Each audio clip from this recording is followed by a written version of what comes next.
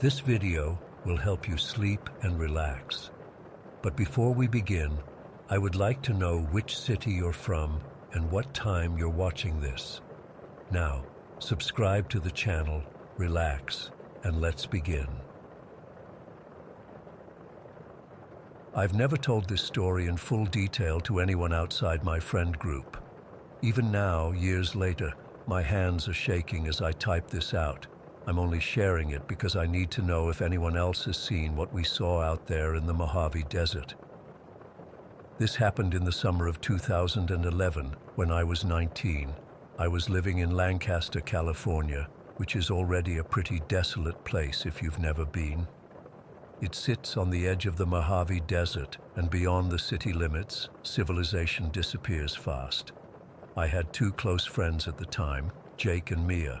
Jake was this adventurous type who was always trying to drag us into some kind of trouble. Mia was more level-headed, but she'd usually go along with Jake's ideas just like I did. That particular Saturday, Jake picked us up in his piece of crap Yugo that he'd bought for $300 from some guy on Craigslist. It was faded red with rust spots, and the passenger door had to be opened from the inside. The thing barely ran, but Jake was oddly proud of it. "I know what we're doing today," he announced as soon as I climbed into the back seat. Mia was already in the front, looking at me with that "here we go again" expression. Jake proceeded to tell us about this abandoned town his uncle had mentioned. According to him, it was somewhere deep in the Mojave, maybe 40 miles northeast of Lancaster. His uncle had supposedly stumbled across it while off-roading years ago. Jake had this excited glint in his eye that should have been my first warning. "It'll be cool," he insisted. "We can take some pictures, maybe find some cool stuff to bring back." I remember thinking it was just going to be another one of Jake's wild goose chases that would end with us getting bored and heading to Del Taco. I wish that's all it had been.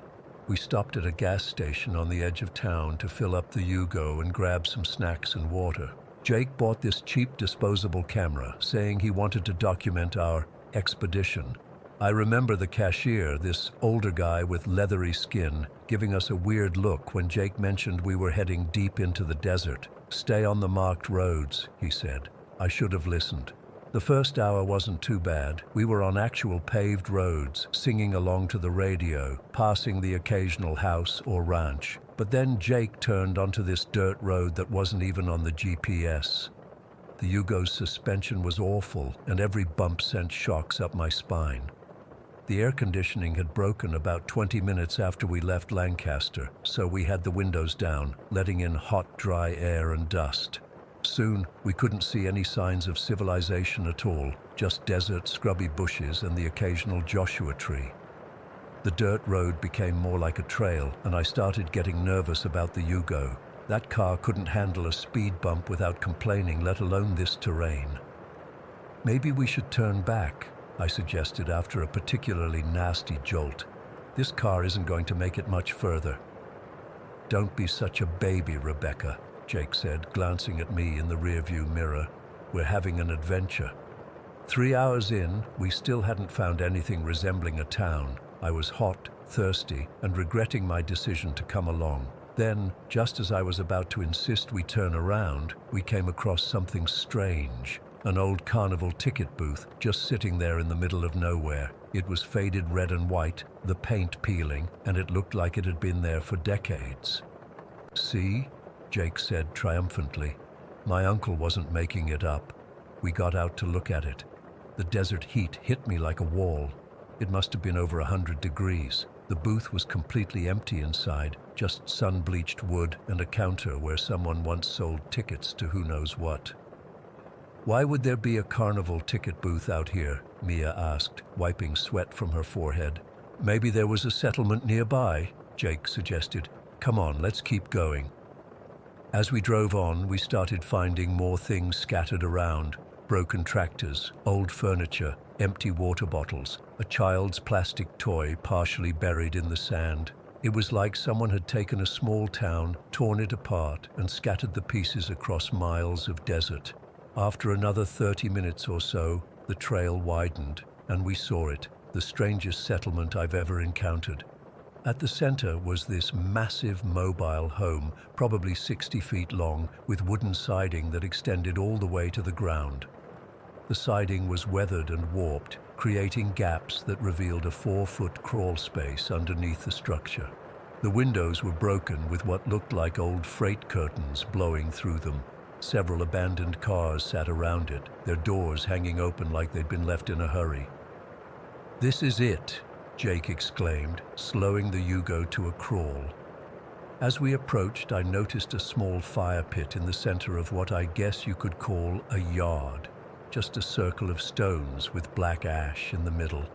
The whole place had this oppressive feeling of wrongness. The air felt thicker somehow, harder to breathe. That's when I saw them. At first, I thought my eyes were playing tricks on me. The desert heat can do that, but then I realized what I was seeing was real, and my blood turned to ice.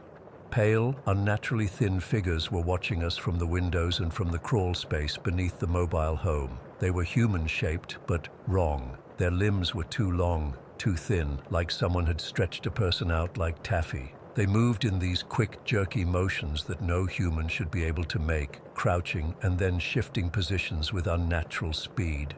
"Jake," I whispered, not wanting to take my eyes off the figures. "Jake, do you see that?" He didn't answer. He was staring straight ahead, hands gripping the steering wheel so tight his knuckles were white. Most of the creatures had matted, dirty hair hanging down over their faces, except for one larger one that was completely bald. Its skull was misshapen, elongated at the back, and its skin was so pale it looked almost blue in the shadows.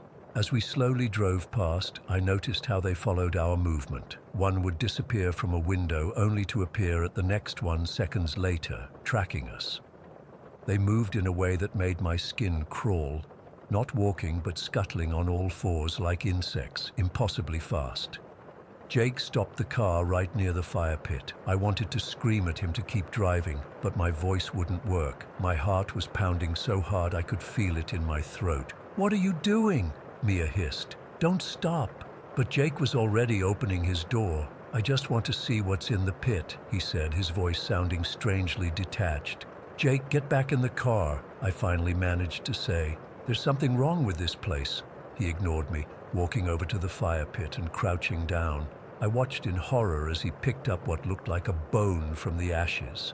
That's when one of the creatures at the edge of the crawl space began swaying back and forth, its long, skinny arms dangling at its sides. It was moving rhythmically, like it was building up momentum, like it was preparing to lunge. "Jake!" Mia screamed. "Get back in the car now!" He looked up, finally seeing what we were seeing. The color drained from his face, and he dropped the bone, stumbling backward toward the car. The creature at the edge of the crawl space made a sound I'll never forget, a high-pitched whine that turned into something like laughter. More of them began gathering at the openings beneath the mobile home, their pale limbs twitching with anticipation. Jake threw himself into the driver's seat and turned the key. The Yugo's engine made that terrible grinding noise it always made when it didn't want to start. "Come on, come on, come on," Jake muttered, turning the key again and again. I looked out the window and saw the bald one emerge fully from beneath the mobile home. It was tall, maybe 7 feet, and so thin it seemed impossible it could stand. Its arms hung down past its knees, ending in long, dirty fingers. Its face, God, its face. The mouth was too wide, stretching almost ear to ear and filled with small, pointed teeth. The engine finally caught, and Jake slammed the gas pedal to the floor. The Yugo's tires spun in the dirt before finding purchase, and we lurched forward just as the tall one took a step toward us. As we sped away, I looked back through the rear window.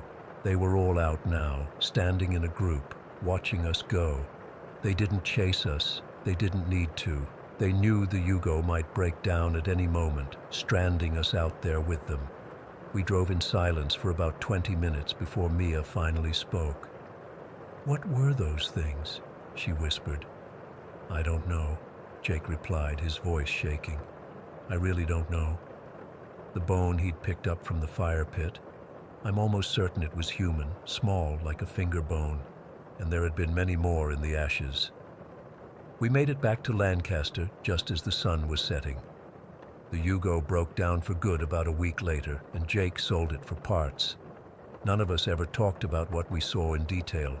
It was like we had this unspoken agreement to pretend it never happened. Jake moved to Oregon the following year. Mia and I still live in Lancaster, but we're not as close as we used to be. Sometimes I catch her looking at me, and I know she's remembering too. I've researched desert communities, hermits, even cannibalistic cults, trying to make sense of what we saw. The closest I've come is reading about rural meth labs and how the people who live in them can become physically deformed over time. But that doesn't explain the inhuman way they moved or their strange proportions. I never go into remote areas alone anymore, especially not with unreliable transportation. Sometimes I wake up in the middle of the night, convinced I can hear that high-pitched whining laughter outside my window. And I wonder if they're still out there, those pale desert dwellers watching from the shadows of that dilapidated mobile home, waiting for more curious travelers to stop by their fire pit. I wonder if they ever venture into Lancaster on particularly dark nights, scuttling through the streets looking for open windows or unlocked doors. I wonder if they remember us. I wonder if they're looking for us. Anita, Story 2. I've never really told anyone about this except my sister and a therapist once. I was 5, maybe 6 years old when it happened. My sister Lily was 7, possibly 8. The age difference between us is about 18 months. We were home alone, which wasn't totally unusual back then. My mom had just run to the grocery store to grab something for dinner, and she'd only be gone for 20 minutes, tops. This was the mid-90s in a small town where everyone knew each other, so leaving kids alone for a quick errand wasn't the big deal it would be today. Our house was this old 2-story place with creaky floors and those weird pocket doors that slide into the walls. It had belonged to my grandparents before they moved to Florida, the kind of house that always felt a little too big, with corners that seemed darker than they should be, especially on cloudy days. That afternoon, Lily and I were sitting in the living room watching cartoons.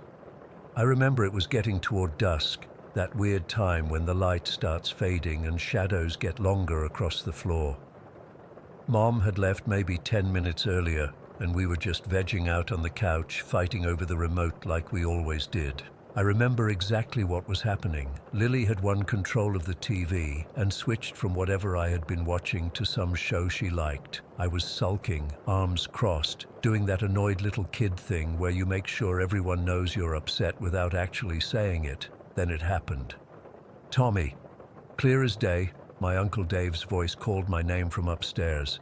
It wasn't muffled or distant. It was perfectly clear and loud enough to carry down the stairs. It sounded exactly like him. That specific way he always called me when he wanted my attention. Not yelling, not angry, just clearly trying to get me to come upstairs. The kind of call that means, "Hey, can you come here for a second?" I remember freezing remote control fight instantly forgotten. Lily and I looked at each other at the exact same moment. "You heard that, right?" she asked, her eyes wide. I nodded. Uncle Dave must be home. Here's the thing about Uncle Dave. He lived with us at the time because he'd gone through a bad divorce and needed a place to stay while he got back on his feet. He had the spare bedroom upstairs, the one that used to be my grandparents' room, but he wasn't supposed to be home. He was a contractor for some big engineering company, and he'd been overseas, somewhere in Asia, I think, for the past 2 months. He wasn't due back for at least another 3 weeks. But kids are logical in the simplest way possible. I heard Uncle Dave's voice, so Uncle Dave must be home. Maybe he came back early to surprise us. Maybe he'd been hiding upstairs all day as some kind of game. So I got up from the couch and headed toward the stairs. "Tommy, where are you going?" Lily asked, suddenly looking nervous. "Uncle Dave called me. He probably needs help with something." I remember the stairs so clearly. They had this faded blue carpet runner down the middle that was worn thin in places. 17 steps. I used to count them every time I went up or down. As I climbed, I called back, "Uncle Dave?" No answer. Our upstairs hallway was always darker than the rest of the house. It had these small windows at each end that never seemed to let in enough light. There were 4 doors, my bedroom, Lily's bedroom, the bathroom, and Uncle Dave's room at the far end. All the doors were closed except for the bathroom. I walked down the hallway, my socks making no sound on the carpet.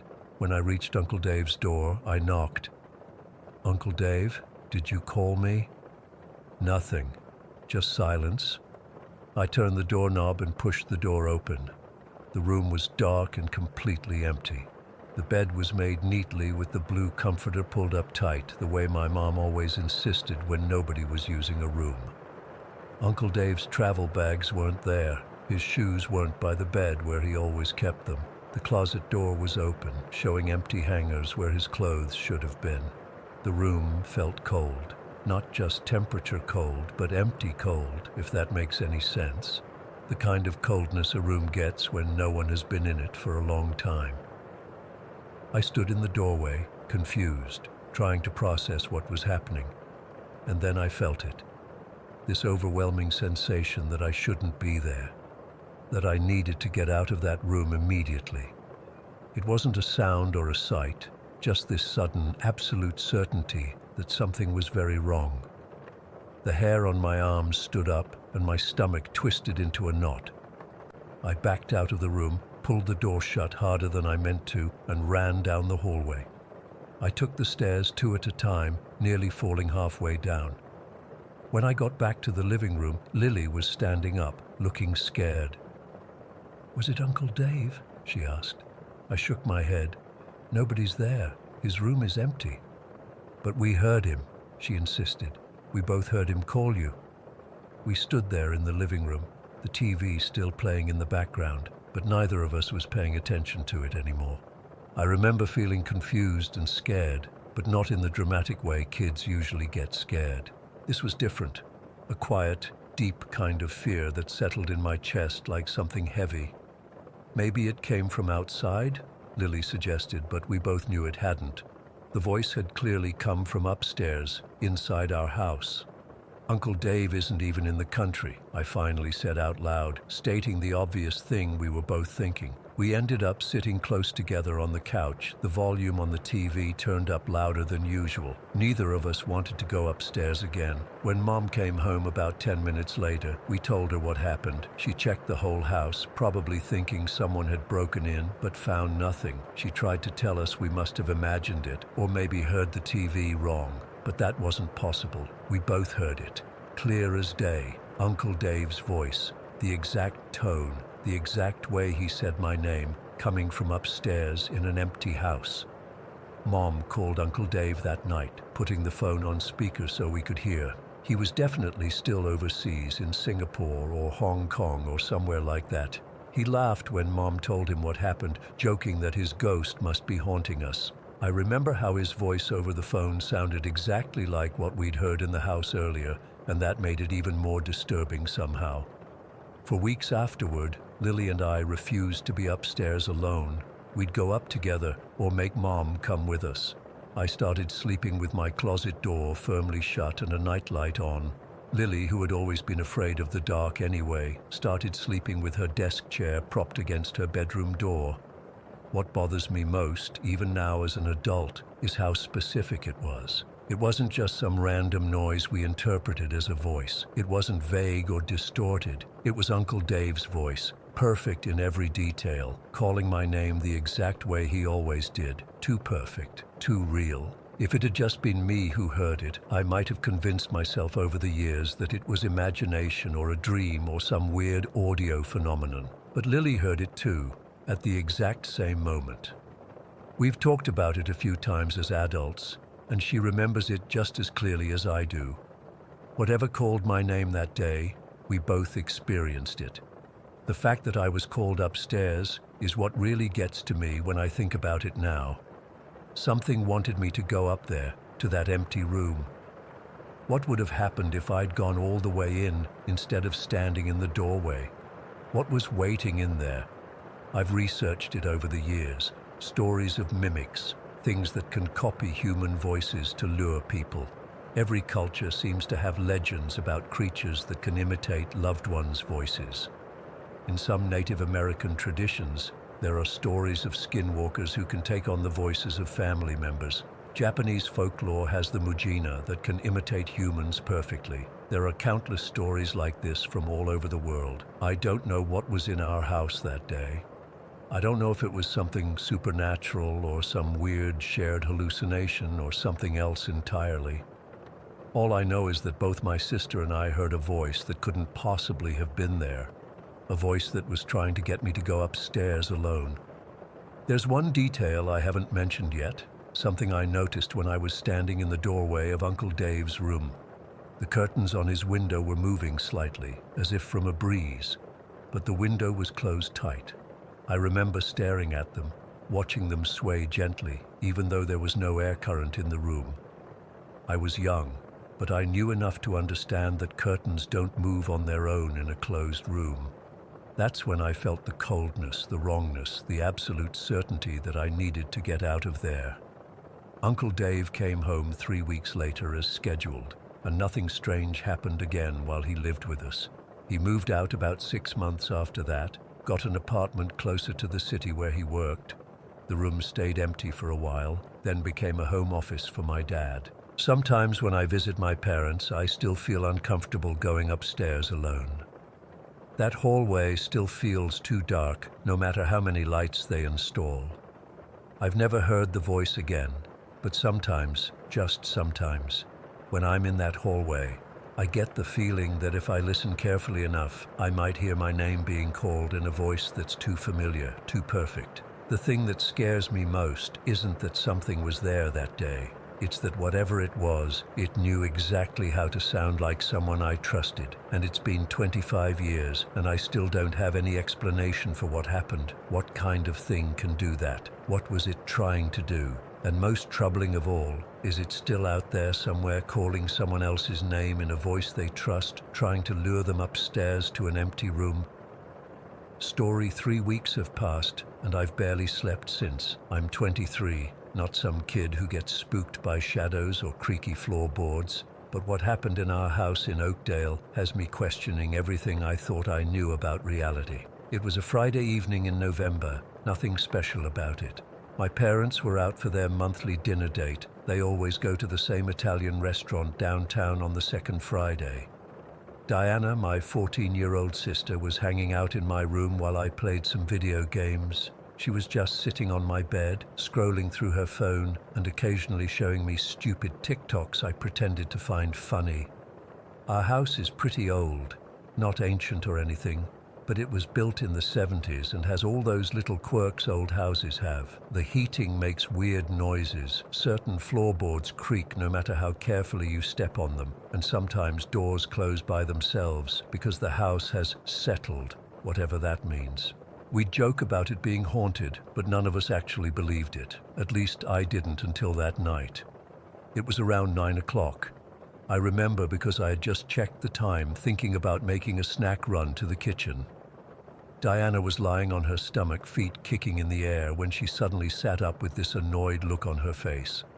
"Can you tell Megan to shut up?" she said. Her laugh is so annoying.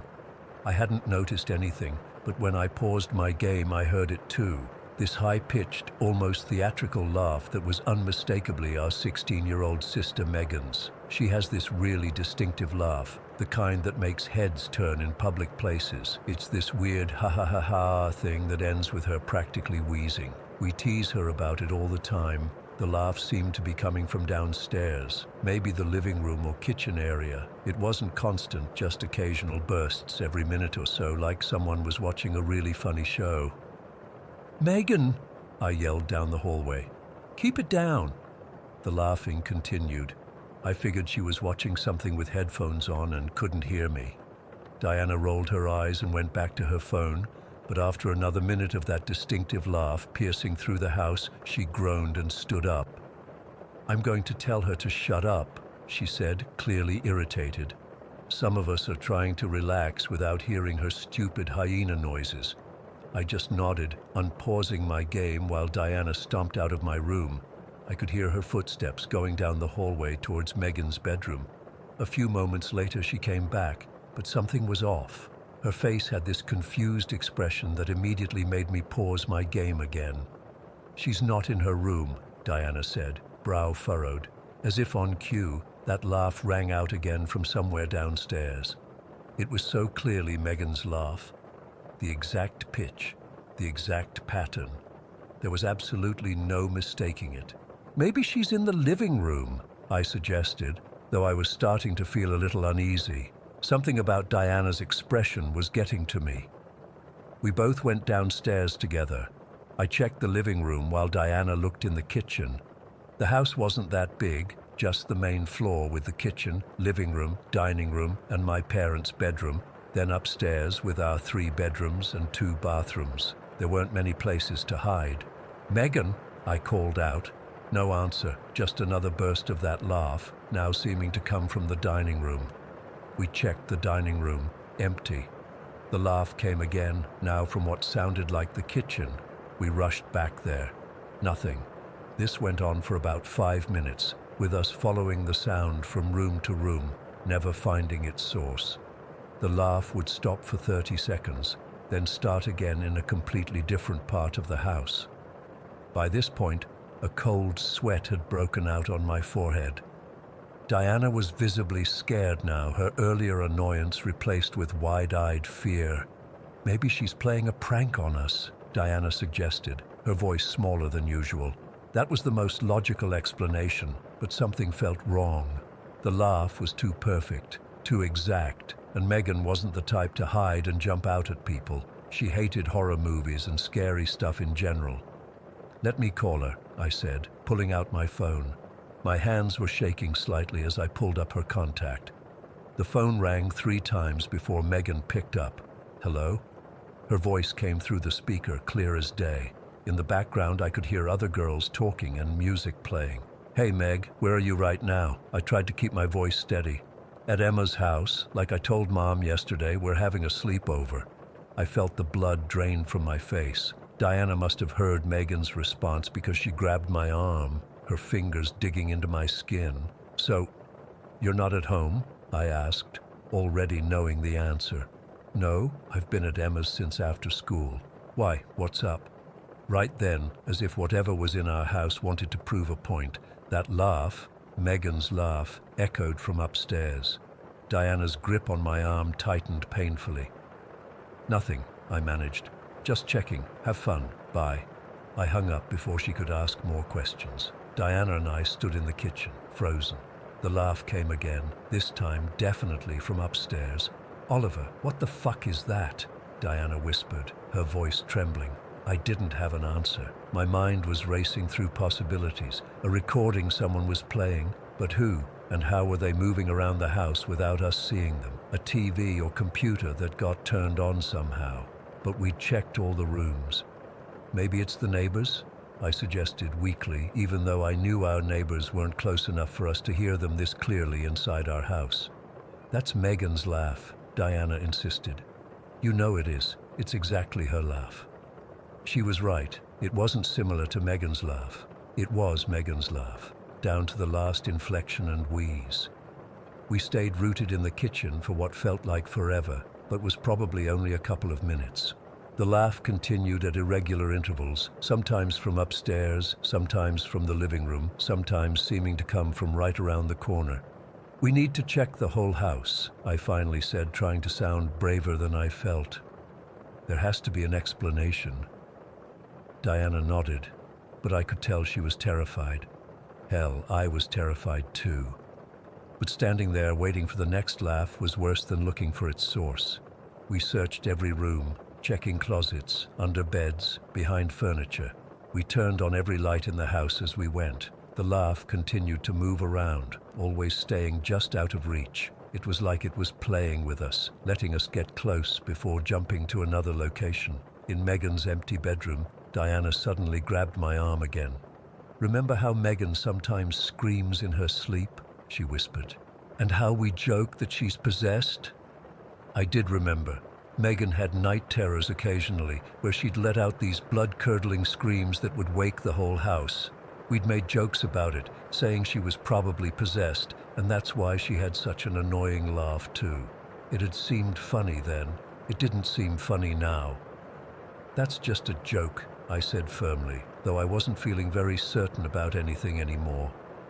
We finished our search of the house and ended up back in the living room. The laugh had stopped for about 5 minutes, and I was starting to hope that whatever it was had gone away. Then Diana pointed at the ceiling, her hand shaking. "It's in the attic now," she whispered. She was right. The laugh was fainter, but unmistakably coming from above us. The attic. We hadn't checked the attic. Our attic isn't finished. It's just a storage space accessed through a pull-down ladder in the hallway ceiling. We keep Christmas decorations, old clothes and other junk up there.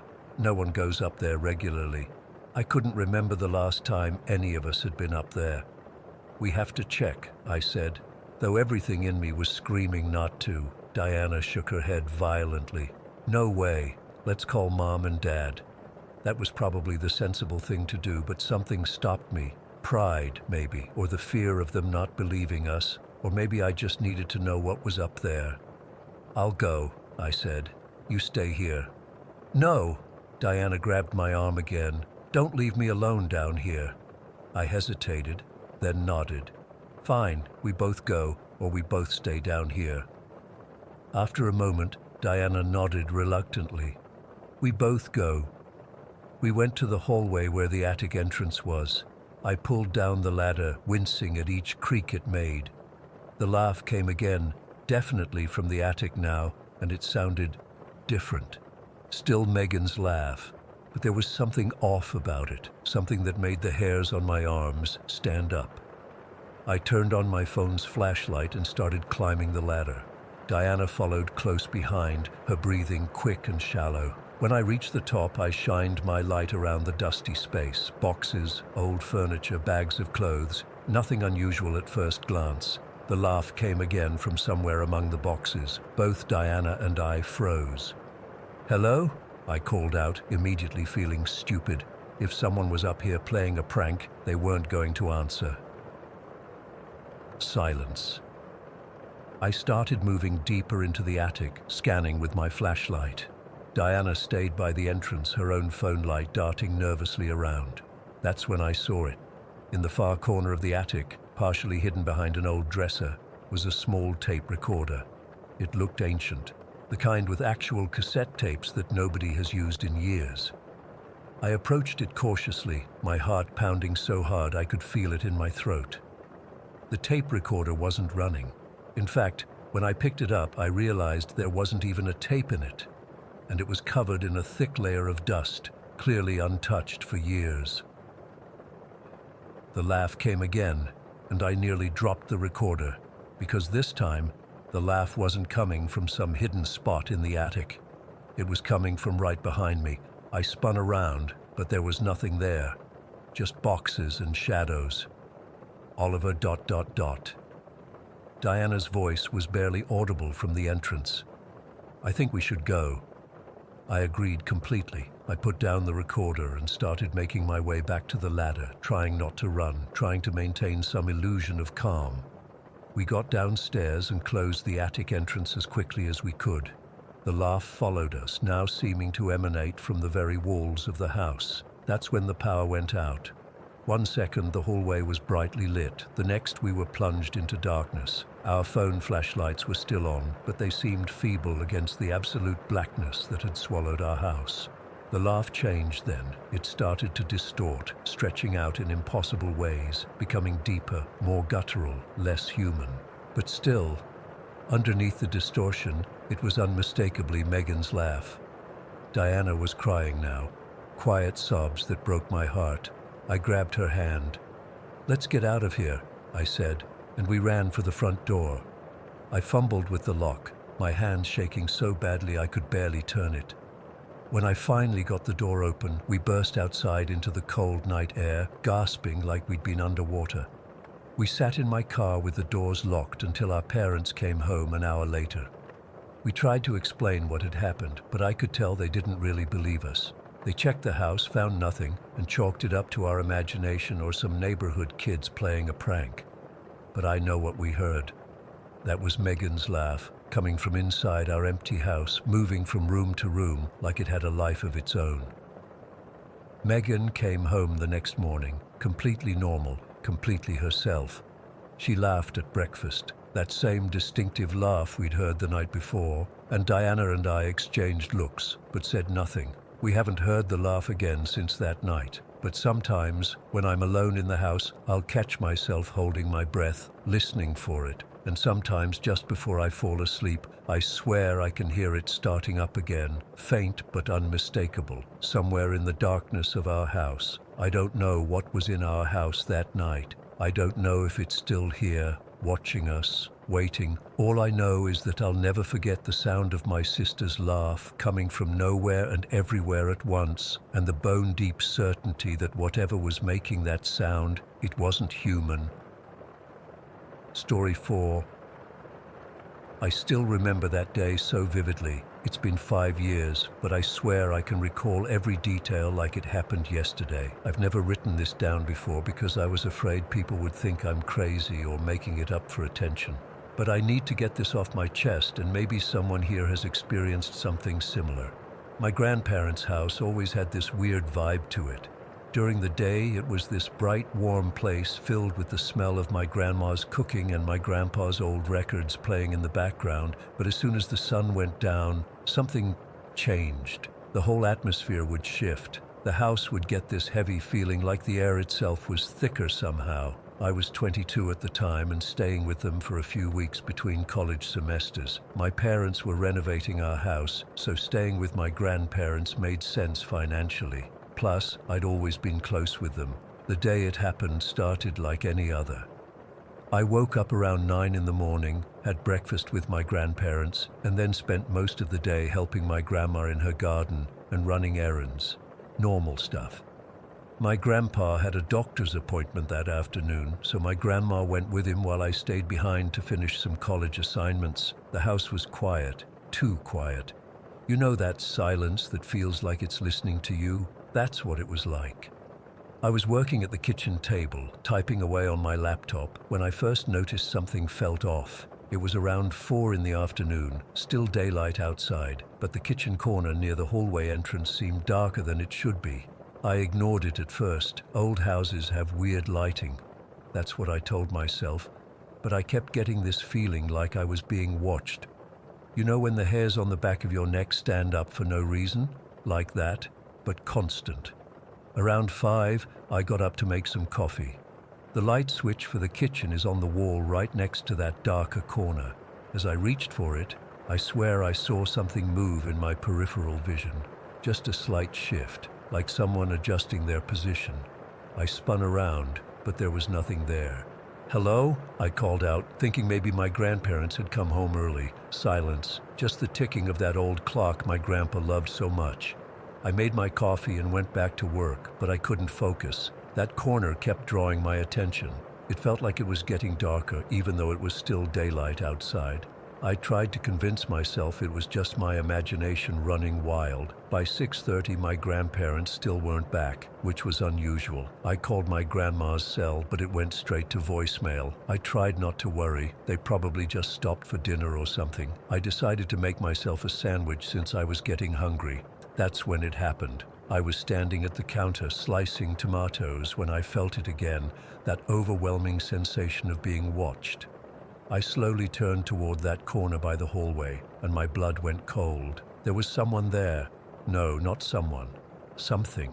It was a figure, completely black, like a silhouette cut out of reality itself. It wasn't transparent or fuzzy around the edges like you'd expect a shadow to be. This thing had defined edges, a solid form. It was roughly the shape of a person, but slightly taller than an average human, maybe 6.5 feet tall. It had no features I could make out, no eyes, no mouth, no clothes, just this pitch-black silhouette. I froze, the knife still in my hand, tomato juice dripping onto the counter. I couldn't move, couldn't breathe.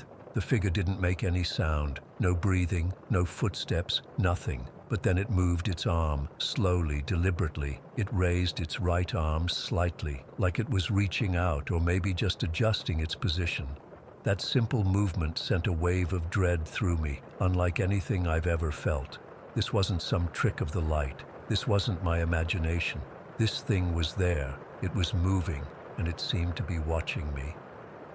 Grandpa? I managed to whisper, even though I knew damn well it wasn't my grandfather. No response. I blinked, hoping it would disappear, hoping it was just my eyes playing tricks on me. But when I opened my eyes, it was still there, and it had moved slightly closer to me, not by walking. It didn't seem to have legs that moved like ours. It just was suddenly closer. The knife slipped from my hand and clattered on the counter. That sound seemed to break whatever spell had frozen me in place. I backed away slowly, never taking my eyes off the figure. My back hit the refrigerator, and I slid along it toward the door that led to the backyard. The figure tilted what I assumed was its head, like it was curious about what I was doing. That small gesture was somehow worse than if it had lunged at me. It showed intelligence, awareness. This thing wasn't just some phenomenon, it was observing me, studying me. As I reached for the door handle behind me, still facing the figure, it raised its arm again, higher this time, like it was pointing at me. No, not at me, past me, at the door I was about to open. Every instinct screamed at me to run outside, but something stopped me. What if it was trying to herd me that way? What if there was something worse outside? My grandparents always kept the back door locked when they weren't home. It was a habit of theirs, but I'd been in and out all day watering plants, so it was unlocked. I made a split-second decision and darted sideways instead, into the living room. I could see the figure shift its position as I moved, turning to track me. I scrambled for my phone on the coffee table, knocking over a vase in the process. Water spilled everywhere, soaking into my grandma's precious antique rug. With shaking hands, I pulled up my grandma's number again and hit call. Voicemail. I tried my grandpa. Same thing. I was about to call 911 when I heard something that made my stomach drop. A soft sliding sound coming from the kitchen, like something dragging itself across the floor. I looked up to see the shadow figure at the entrance to the living room. It didn't walk in, it sort of leaked into the room, like ink spreading but maintaining its humanoid shape. My throat closed up. I couldn't scream, couldn't call for help. All I could do was watch as this thing moved toward me with that same fluid, unnatural motion. In desperation, I lunged for the light switch and flipped on every light in the living room. The figure paused, and for a second I thought maybe light was its weakness, like in the movies. But after that brief hesitation, it continued its approach, the bright lights doing nothing to diminish its solid blackness. I backed away until I hit the wall, the figure now about 6 feet away from me. That's when I noticed something even more terrifying. The lights in the room seemed to be getting dimmer, like this thing was somehow absorbing the light around it. My phone was still in my hand, and in a moment of clarity, I raised it and took a picture. The flash went off, momentarily filling the room with harsh white light. The figure recoiled, actually recoiled, and seemed to shrink back slightly. I looked at my phone screen, expecting to see proof of what I was experiencing, but the photo showed only an empty living room. I looked up and the figure was closer now, maybe 4 feet away, its arm outstretched toward me. I took another picture, flash on. Again, the figure seemed disturbed by the flash, but the photo showed nothing unusual, just my grandparents' living room, completely normal, completely empty. I kept taking pictures frantically, flash after flash, backing away toward the front door. Each flash seemed to push the figure back momentarily, giving me precious seconds. I reached the front door, fumbled with the lock, and practically fell outside onto the porch. The late afternoon sun hit my face, and I gasped in relief. I slammed the door shut behind me and ran to the driveway, stopping only when I reached the street. My heart was pounding so hard I thought it might burst out of my chest. Standing there on the sidewalk, I stared at the house. From outside, it looked perfectly normal. The same house I'd known all my life. But I knew what was inside, and there was no way I was going back in there alone. I sat on the curb for what felt like hours, repeatedly trying to call my grandparents. Finally, around 8:30, their car pulled into the driveway. I nearly collapsed with relief. They were concerned when they saw me sitting outside, obviously shaken. I tried to explain what happened, but the words sounded ridiculous coming out of my mouth. My grandpa checked the house, room by room, finding nothing unusual. My grandma made me tea and suggested I might be working too hard on my assignments. I slept on their couch that night with all the lights on. I couldn't bring myself to go back to the guest room, which was right next to that kitchen corner where I'd first seen the figure. The next day, I packed my bags and made up an excuse about needing to meet with a professor. I found a cheap motel to stay at until my parents' renovations were done. I never told them the real reason I left. Here's the thing that still haunts me. When I was leaving, my grandma hugged me and whispered, "The shadows here don't mean any harm. They've been here longer than we have." When I pulled back to look at her face, she just smiled and patted my cheek like she hadn't said anything unusual. I've never stayed overnight at their house again. I visit during the day sometimes, but I always make sure to leave before sunset. My grandparents still live there, seemingly unbothered by whatever shares their home. I've tried researching what I saw: shadow people, interdimensional beings, ghosts. Nothing quite matches what I experienced. The solid nature of it, the way it moved, how it seemed aware of me, I still don't have answers. Sometimes I wonder if I imagined the whole thing, if it was some kind of stress-induced hallucination. But then I remember how it moved, how it reached for me, how it seemed to study me. That wasn't my imagination, and sometimes, when I'm alone in my apartment at night, I catch myself staring at the dark corners of my room, watching for movement, for that solid blackness that doesn't belong in our world, because deep down, I know what I saw was real, and I'm terrified that someday I'll see it again. Story 5. I never thought I'd share this with anyone because most people would just think I'm crazy or making it up for attention, but I need to tell someone who might understand what we went through. I was only 9 when it all started, and I'm still trying to make sense of it years later. It was the summer of 2004 when my mom, my 16-year-old sister, Emma, and I moved into a brand new government housing apartment in northern Alberta. Mom was so excited because we'd been on the waiting list for nearly 2 years after Dad left. The building still smelled like fresh paint and new carpet. Our apartment was on the 4th floor, the top floor, and had this really nice view of the forest behind the building. The first day was pretty normal. Unpacking boxes, arguing over who got which bedroom, I got the smallest one of course, and trying to make the place feel like home. Mom seemed happier than she'd been in ages, and even Emma wasn't being as moody as usual. The apartment complex had just opened a month before, so everything was clean and modern. There was a playground out front that I couldn't wait to try, and Mom promised we'd explore the area the next day. That first night changed everything. I remember it was exactly midnight because I'd snuck my little digital alarm clock under my blanket and was watching the numbers change. I wasn't supposed to be awake, but the new place made me nervous. Right as the clock flipped to 12, I heard it, children giggling.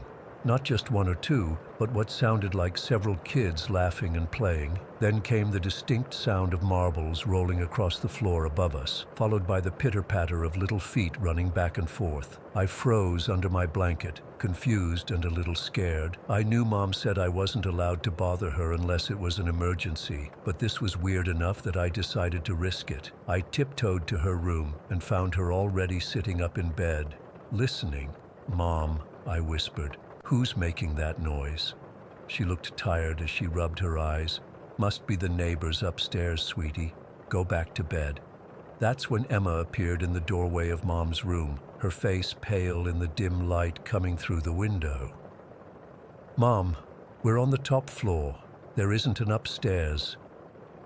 We all went silent, listening to the giggles and running feet that continued for another few minutes before suddenly stopping. Mom tried to laugh it off, saying it must be the pipes or the building settling. Emma rolled her eyes but didn't argue. I was too scared to go back to my room alone, so I crawled into bed with Mom that night. The next morning, we all pretended nothing had happened.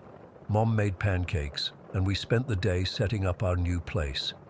I almost convinced myself I'd dreamed the whole thing until that night when it happened again. Same time, same sounds, children playing, marbles rolling, tiny footsteps. After the third night, Mom called the building manager to complain about the noise. The manager sounded confused and reminded Mom that we were on the top floor. When Mom insisted something was making noise above us, he reluctantly agreed to check it out. He came by that afternoon, went up to the roof access, and reported that there was nothing but empty space and HVAC equipment above our apartment. He suggested it might be birds or raccoons, but I knew those weren't animal sounds we'd been hearing. As weeks passed, things got worse. The midnight noises became a regular thing, but that was just the beginning. Objects in our apartment started moving on their own. I'd leave my stuffed animals on my bed in the morning and come home from school to find them arranged in a circle on the floor. My crayons would be taken out of their box and lined up by color on my desk. At first I thought Emma was messing with me, but she swore she wasn't. The worst part was that my room seemed to be the center of all the weird stuff. My TV would turn on by itself every single night at 3 in the morning, always to static. The first time it happened, I woke up confused and reached for my lamp. As the room lit up, I noticed my closet door was open. I always kept it closed because I was afraid of the dark. Standing inside was this thing. It was tall, at least 7 feet, and completely black, like a shadow, but darker and more solid. It was hunched over because it was too tall for my closet. And though it didn't have a face I could see, I somehow knew it was looking right at me. I was too terrified to scream. I just sat there, staring at it, until I managed to turn my lamp off and on again rapidly. When the light came back on, the figure was gone and my closet door was closed.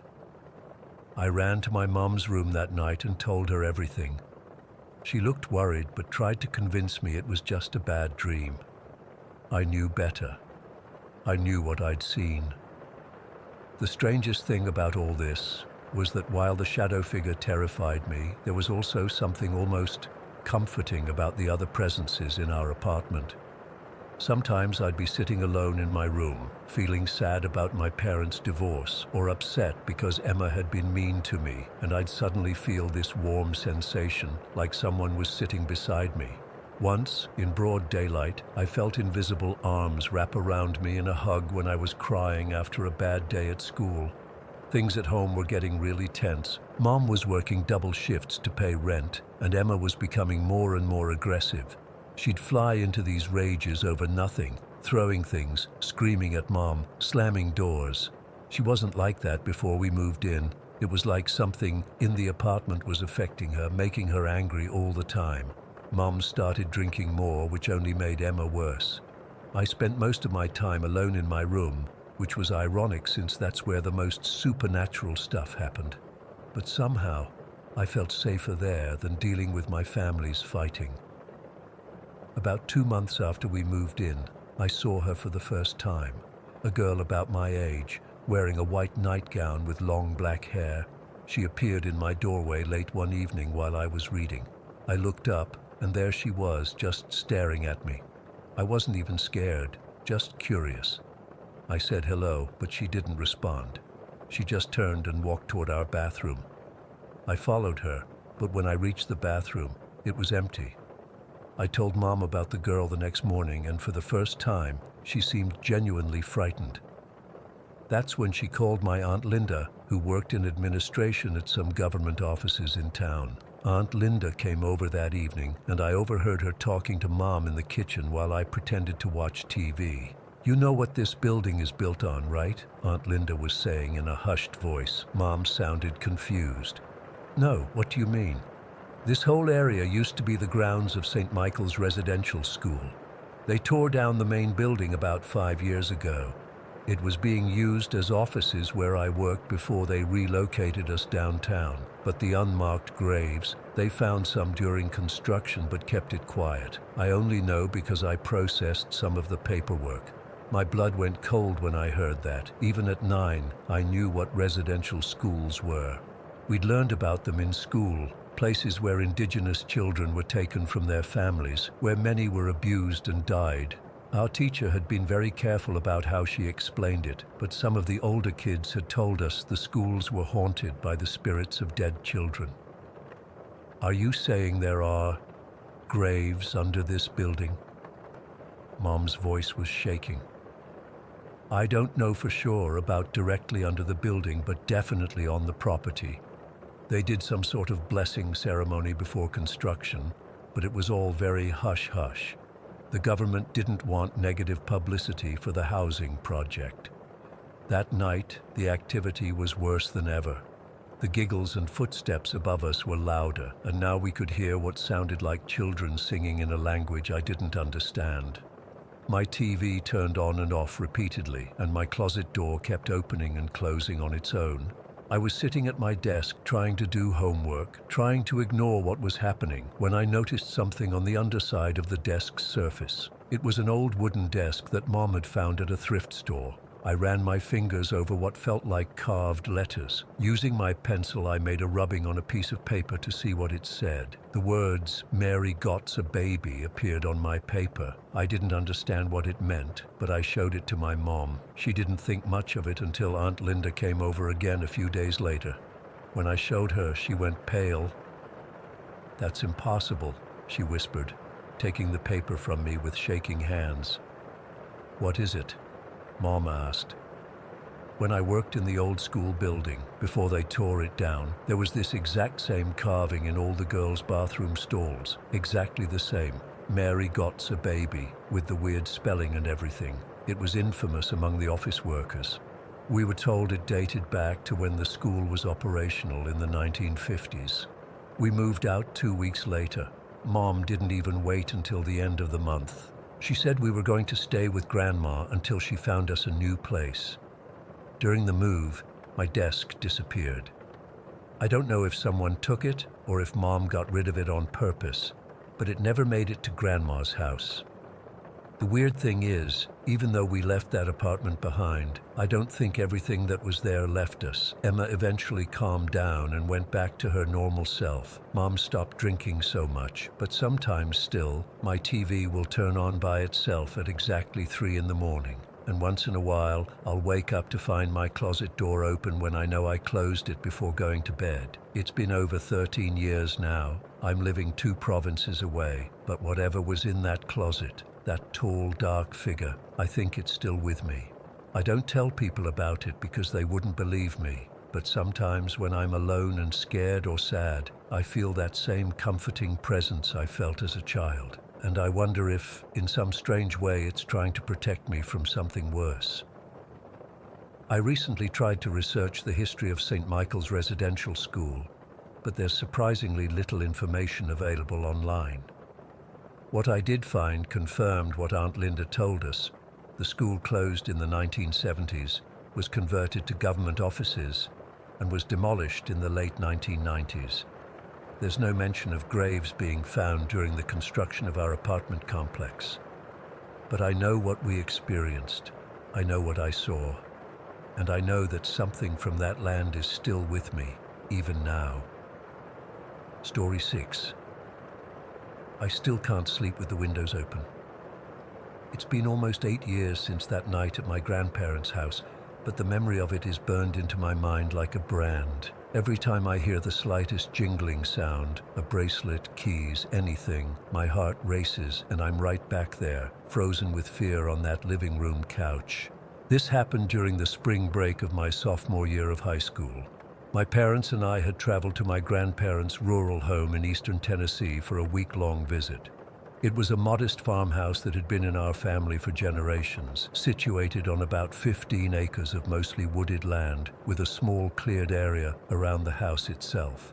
The nearest neighbor was almost a mile down the unpaved road.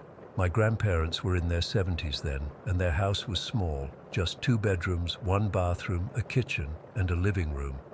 Since my grandma and grandpa had the master bedroom and my aunt, who lived with them, had the second bedroom, we set up air mattresses in the living room. It wasn't ideal, but we'd done it plenty of times before. That particular night in March was unseasonably warm. The kind of sticky, humid night where you kick off all the covers and still wake up sweating. Around 10 p.m., after we'd all gone to bed, my dad had opened the front door to let some air in. The house didn't have air conditioning, just ceiling fans, and the mosquitoes had been terrible that year. Opening the door was supposed to let them escape while the porch light attracted them away from the house. "We'll just leave the screen door locked," he'd said. "It'll cool down in here." I remember waking up several times that night because of the heat. My air mattress was near the wall, while my parents' was closer to the center of the room. The digital clock on the DVD player showed it was just after 2 a.m. when I finally fell into a deeper sleep. I'm not sure exactly what woke me. Maybe it was some primal instinct, or maybe it was the sudden absence of the nighttime insect sounds that had been a constant background noise. All I know is that one moment I was asleep, and the next I was wide awake, with that distinct feeling that something was wrong. The clock read 4:15 a.m. The ceiling fan spun lazily overhead, barely moving the thick air. My dad was snoring softly, and my mom was asleep beside him. The house was quiet, too quiet, I realized. The chorus of crickets and cicadas that had been so loud earlier had gone completely silent. That's when I heard it, a delicate, rhythmic jingling sound, like tiny bells or metal pieces striking together. The sound was coming from outside, from the direction of the front porch. At first I thought it might be wind chimes, but my grandparents didn't have any. The jingling had a specific pattern to it, almost like footsteps, as if someone wearing anklets was walking slowly across the porch. I sat up on my mattress, my heart starting to pound in my chest. Through the mesh of the screen door, I could see the porch was empty. The yellow porch light cast long shadows across the wooden boards, but there was nobody there. Yet the jingling continued, steady and deliberate, moving from one end of the porch to the other. I was about to wake my parents when my mom suddenly sat bolt upright. Her eyes were wide, her face pale in the dim light filtering through the screen door. She'd heard it too. "Mom?" I whispered, my voice sounding too loud in the quiet room. She put her finger to her lips, signaling me to be quiet, then reached over to shake my dad awake. He stirred, confused, until she hissed, "Listen." The three of us sat there in the dark living room, hardly breathing, as the jingling sound completed its path across the porch, and then, instead of stopping, continued around the side of the house. The sound was moving at a steady pace, neither hurrying nor slowing, circling the house counterclockwise. "What is that?" I whispered, my mouth dry with fear. My mom's face had gone completely white. "Get up," she said, her voice tight with controlled panic. "Get on the couch, now." There was something in her tone that brooked no argument. We scrambled off our air mattresses and onto the old floral patterned couch that sat against the far wall, away from any windows. My dad, now fully awake, looked as confused as I felt, but he followed my mom's lead. "What's going on?" he asked, keeping his voice low. My mom didn't answer immediately. Her eyes were fixed on the wall, tracking the sound as it moved past the side of the house where no walkway existed, just rough terrain and dense underbrush. The jingling continued at the exact same pace, never faltering despite the difficult ground it would have had to traverse. "It's the anklets," she finally said, her voice barely audible. "I used to hear them when I was a child. My mother heard them too." A cold feeling washed over me that had nothing to do with the night air. "What anklets? Who's out there?" My mom shook her head slightly, still tracking the sound with her eyes. "Nobody's out there. At least, nobody living." The jingling had reached the back of the house now, still moving at that same steady pace. My dad got up, heading toward the kitchen to look out the back window. "Don't," my mom said sharply. "Don't look for it. Don't acknowledge it." Dad froze, then slowly came back to the couch. I'd never seen him defer to my mother's judgment so quickly. He was a rational man, an engineer who believed in logical explanations for everything. But something in my mom's face must have convinced him this wasn't the time for skepticism. "What is it?" he asked again, his voice lower this time. Mom kept her eyes on the wall, following the sound. "When I was growing up here, we would hear it sometimes, the sound of anklets jingling around the house. It always came late at night, always when the front door was open. My mother said her grandmother used to talk about it too." The jingling had reached the far side of the house now, continuing its circuit. I pulled my knees up to my chest, trying to make myself as small as possible on the couch. "But what is it?" I insisted. My mom shook her head again. We don't know. Some say it's the spirit of a woman who died on this land before my family bought it. Others think it's something that was never human at all. All we know is that it circles the house, always counterclockwise, always at the same pace. What happens if you look at it? My dad asked. A muscle twitched in my mom's jaw. I don't know. No one in my family ever has. My grandmother said her cousin tried once, back in the 1940s. They found him the next morning at the edge of the property. The official cause was a heart attack, but she trailed off. The jingling had completed one full circuit of the house and was now passing the front porch again. I could see through the screen door that the porch was still empty.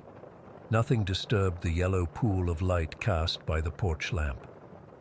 But the sound was undeniably there, clear, rhythmic, purposeful.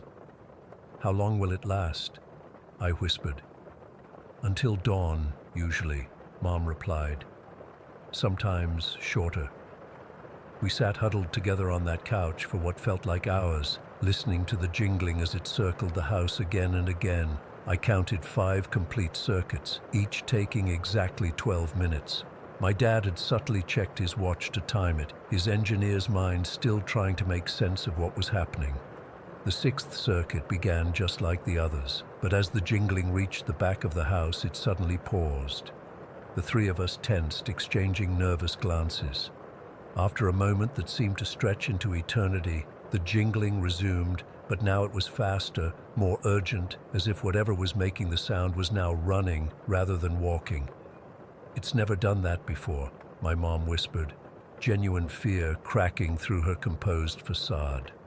The sound raced around the remainder of the house, then began a 7th circuit at this new, frantic pace. As it passed the front porch, I felt an overwhelming urge to look outside, to try to catch a glimpse of whatever was creating the sound. I started to lean forward, my eyes fixed on the screen door. My mom's hand clamped down on my wrist with bruising force. "Don't," she hissed. "Whatever you do, don't look for it." The jingling completed another circuit, still at that hurried pace. Then another. By the 9th circuit, my nerves were so frayed I was shaking. The sound had become almost manic, racing around the house faster and faster until it was completing a circuit every 4 minutes. And then, at exactly 5 a.m., according to the DVD player clock, it stopped. The silence that followed was absolute. No jingling, no insects, no early morning birds, nothing. We sat frozen on the couch, afraid to move, afraid to even breathe too loudly. A minute passed. 2. 3. Then, as if a switch had been flipped, the natural sounds of the countryside returned all at once. Crickets resumed their chirping. An owl hooted somewhere in the distance. The first tentative calls of morning birds began to filter through the trees. My dad was the first to move, standing up stiffly from the couch. Without a word, he walked to the front door and firmly closed and locked it, then did the same with every window in the house. My mom remained seated, her face drawn and tired in the gray pre-dawn light. "Has that ever happened before?" I asked her. "The speed changing like that?" She shook her head slowly. "Never. It's always been consistent before." None of us slept for what remained of the night. When daylight finally came, my dad and I went outside to check around the house. The ground was still damp from a rain shower 2 days earlier, soft enough to show footprints, but there were none. No marks, no disturbance to the undergrowth, nothing to indicate that anyone or anything had circled our house all night. The physical impossibility of it was what finally convinced my dad something truly unexplainable had happened. The terrain around parts of the house was rough. Dense bushes, rocks, even a small drainage ditch on the north side. No human could have navigated it repeatedly at the speed we'd heard, and certainly not without leaving any trace. We never spoke about that night with my grandparents. When we went to breakfast, my grandmother gave my mom a long, knowing look, but said nothing. It wasn't until we were driving home at the end of the week that my mom told me more. "It's been happening for generations," she said quietly, staring out the car window at the passing landscape. "My mother heard it. Her mother heard it. It's part of why I left after high school and never moved back." "But why?" I asked. "Why our family? Why that house?" She turned to look at me, her eyes tired and sad. "Some things don't have answers, honey. Some things just are." We never stayed overnight at my grandparents' house again. When we visited, we got a hotel in the nearest town. After my grandparents passed away a few years later, my mom sold the property without ever spending another night there. To this day, I still don't know what circled that house on that warm March night. I've researched local legends, historical accounts, even scientific explanations for the phenomenon. Nothing fits. All I know for certain is what I heard. The clear, unmistakable sound of anklets jingling where no one walked, moving in ways no human could move, leaving no trace of its passing. And sometimes, in the quiet hours before dawn, I still wake up suddenly, my heart pounding, convinced I can hear that familiar jingling circling my apartment. On those nights, I turn on every light and wait for morning, knowing sleep won't come again until the sun rises. Story 7. I still can't explain what happened that night in Seattle. I've gone over it 1,000 times in my head, trying to make sense of it. I'm 17, and I've never been the type to believe in the supernatural or whatever, but this experience shook me to my core. My mom and I had gone to Seattle for a concert. We're really close and try to do these little trips together a couple times a year. We stayed at this decent hotel downtown, nothing fancy but nice enough. The first 2 days were amazing. The concert was everything I hoped for, and we did typical tourist stuff like Pike Place Market. Our third day started off so normal, we decided to check out Discovery Park and the West Point Lighthouse since the weather was perfect. On the drive there, we passed this old cemetery. It wasn't on our itinerary or anything, but something about it caught my eye. It had these traditional headstones, some of them really old and worn down. I remember telling my mom to slow down so I could look. I don't know why I was so fascinated by it. I even took a couple pictures through the car window. We got to Discovery Park around 6 in the evening. The sun was starting to set, and the whole place had this golden glow to it. We hiked down to the beach and spent an hour or so just walking along the shore. The lighthouse looked amazing against the sunset. I took a ton of photos. I'm into photography and was excited to edit them later. While we were walking, I found this perfect clamshell. It was completely intact, both sides still connected, pearly white on the inside. I thought it was so cool and decided to keep it as a souvenir. I rinsed it off in the ocean and stuck it in my jacket pocket. We left the park around 9:30 and grabbed some late dinner on the way back to the hotel. Got back to our room around 10:30, both of us exhausted but happy. Mom decided to take a shower first while I uploaded some photos to my laptop. Nothing seemed off at that point, just a perfect day. After I showered, I spent some time editing the photos. I remember being really pleased with how they turned out, especially the ones of the lighthouse at sunset. I placed the shell I'd found on the nightstand between our beds. Around midnight, I finally felt tired enough to sleep. Mom was already out cold, softly snoring. That's when things started getting weird. I fell asleep almost immediately, but the dreams I had were vivid and disturbing. I can't remember all the details now, but there was something about being lost in that cemetery we passed. In the dream, I was walking between the gravestones, and they seemed to be shifting positions when I wasn't looking directly at them, and there was this feeling that something was following me, always just behind me or just out of sight. I don't know how long I was asleep before my mom woke me up. I became aware of her hands on my shoulders, shaking me. When I opened my eyes, her face was right there, looking terrified. She kept saying, "Wake up, you're scaring me." According to her, I had been sitting straight up in bed, mumbling something she couldn't understand. My eyes were open, but I wasn't responding when she called my name. She said I looked like I was still asleep, but terrified of something. As soon as I fully woke up, I felt it. There was something wrong with the room. I can't explain it properly, but it felt like the air had become thick and heavy. It was hard to breathe, like there wasn't enough oxygen. And there was this overwhelming sense that we weren't alone. "Mom, there's something in here with us," I whispered. I was afraid to speak too loudly. She tried to calm me down, saying it was just a nightmare, that I was still half asleep. But I was fully awake by then, and the feeling wouldn't go away. It was like a weight pressing down on my chest. My heart was racing so fast I thought I might pass out. "I need water," my mom said, obviously trying to sound calm for my sake. She got out of bed and headed toward the main part of the room where we had a little kitchenette. That's when it happened. As soon as she stepped through the doorway into the main room, she just collapsed. Not like she fainted straight down, but like something pushed her. She fell to her knees first, then forward onto her hands. "Mom!" exclamation mark, I screamed, jumping out of bed and rushing to her. She was clammy and pale when I reached her. "I don't know what happened," she said, her voice shaky. "I just got so dizzy all of a sudden, and cold." "Did the air conditioning kick on?" The room wasn't cold, though. If anything, it felt too warm, stifling. I helped her back to the bed and grabbed my phone. It was 2 in the morning. I called my dad. I know it sounds childish, but I was absolutely terrified and needed to hear his voice. He answered on the 4th ring, groggy with sleep. "Dad," I said, trying not to cry, "I need you to talk to me. I need to know I'm really awake right now." He was confused, obviously, but he could hear the panic in my voice. "You're awake, honey. What's going on? Are you and your mom okay?" I tried to explain, but it all sounded so ridiculous when put into words. A bad dream, a feeling, my mom getting dizzy. But the fear was real, the most intense fear I've ever felt.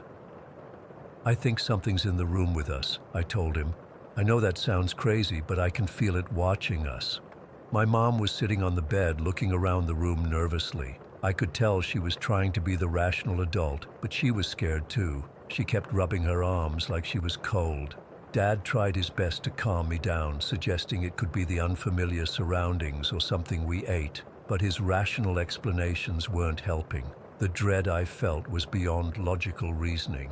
It was primal.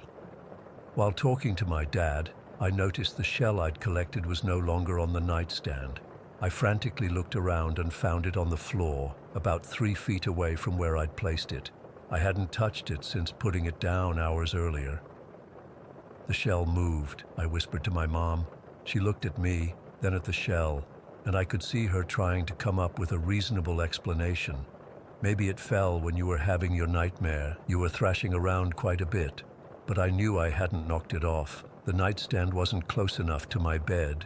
The longer we stayed in that room, the worse the feeling got. It was like whatever was there with us was getting stronger, feeding off our fear. The shadows in the corners seemed darker than they should be, and I swear I kept seeing movement from the corner of my eye. "I can't stay here," I finally said to my mom around 3:30. "We need to leave." She didn't argue. That's how I knew she felt it too, even if she wouldn't admit it. We quickly packed an overnight bag with our essentials, not even bothering to change out of our pajamas. We just threw jackets over them. As we were about to leave, I remembered the shell. It was still on the floor where I'd seen it. Something made me pick it up. I don't know why. Maybe I thought it was connected somehow, or maybe I just didn't want to leave it behind. I stuffed it into my jacket pocket. The hotel corridor was eerily quiet at 4 in the morning. We took the elevator down to the lobby where a half-asleep desk clerk gave us a strange look but didn't ask questions. We sat in the lobby until sunrise, neither of us willing to go back to the room. When daylight finally came, we cautiously returned to get the rest of our things. The room felt different in the daylight, normal almost, but there was still a lingering unease that made us pack quickly and check out a day early.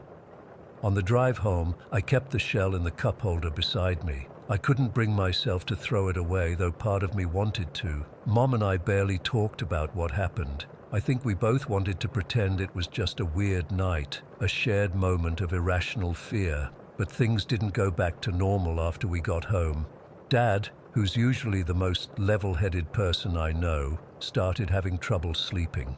He said he kept waking up around 2 in the morning with an inexplicable sense of anxiety. And my best friend, who came over the day after we got back, later told me she had a panic attack that night, the first one she'd ever experienced. It's been 3 weeks now, and I still have the shell. I put it in a small wooden box in my closet. Sometimes at night, I swear I can hear a faint tapping coming from that box, like something trying to get out. I don't know what happened in Seattle. I don't know if I accidentally brought something back with me from that cemetery, or if there was something attached to the shell all along. All I know is that ever since that night, things haven't been the same. There's a shadow hanging over me that I can't shake off. The worst part is the feeling that whatever it was, it's not done with me yet.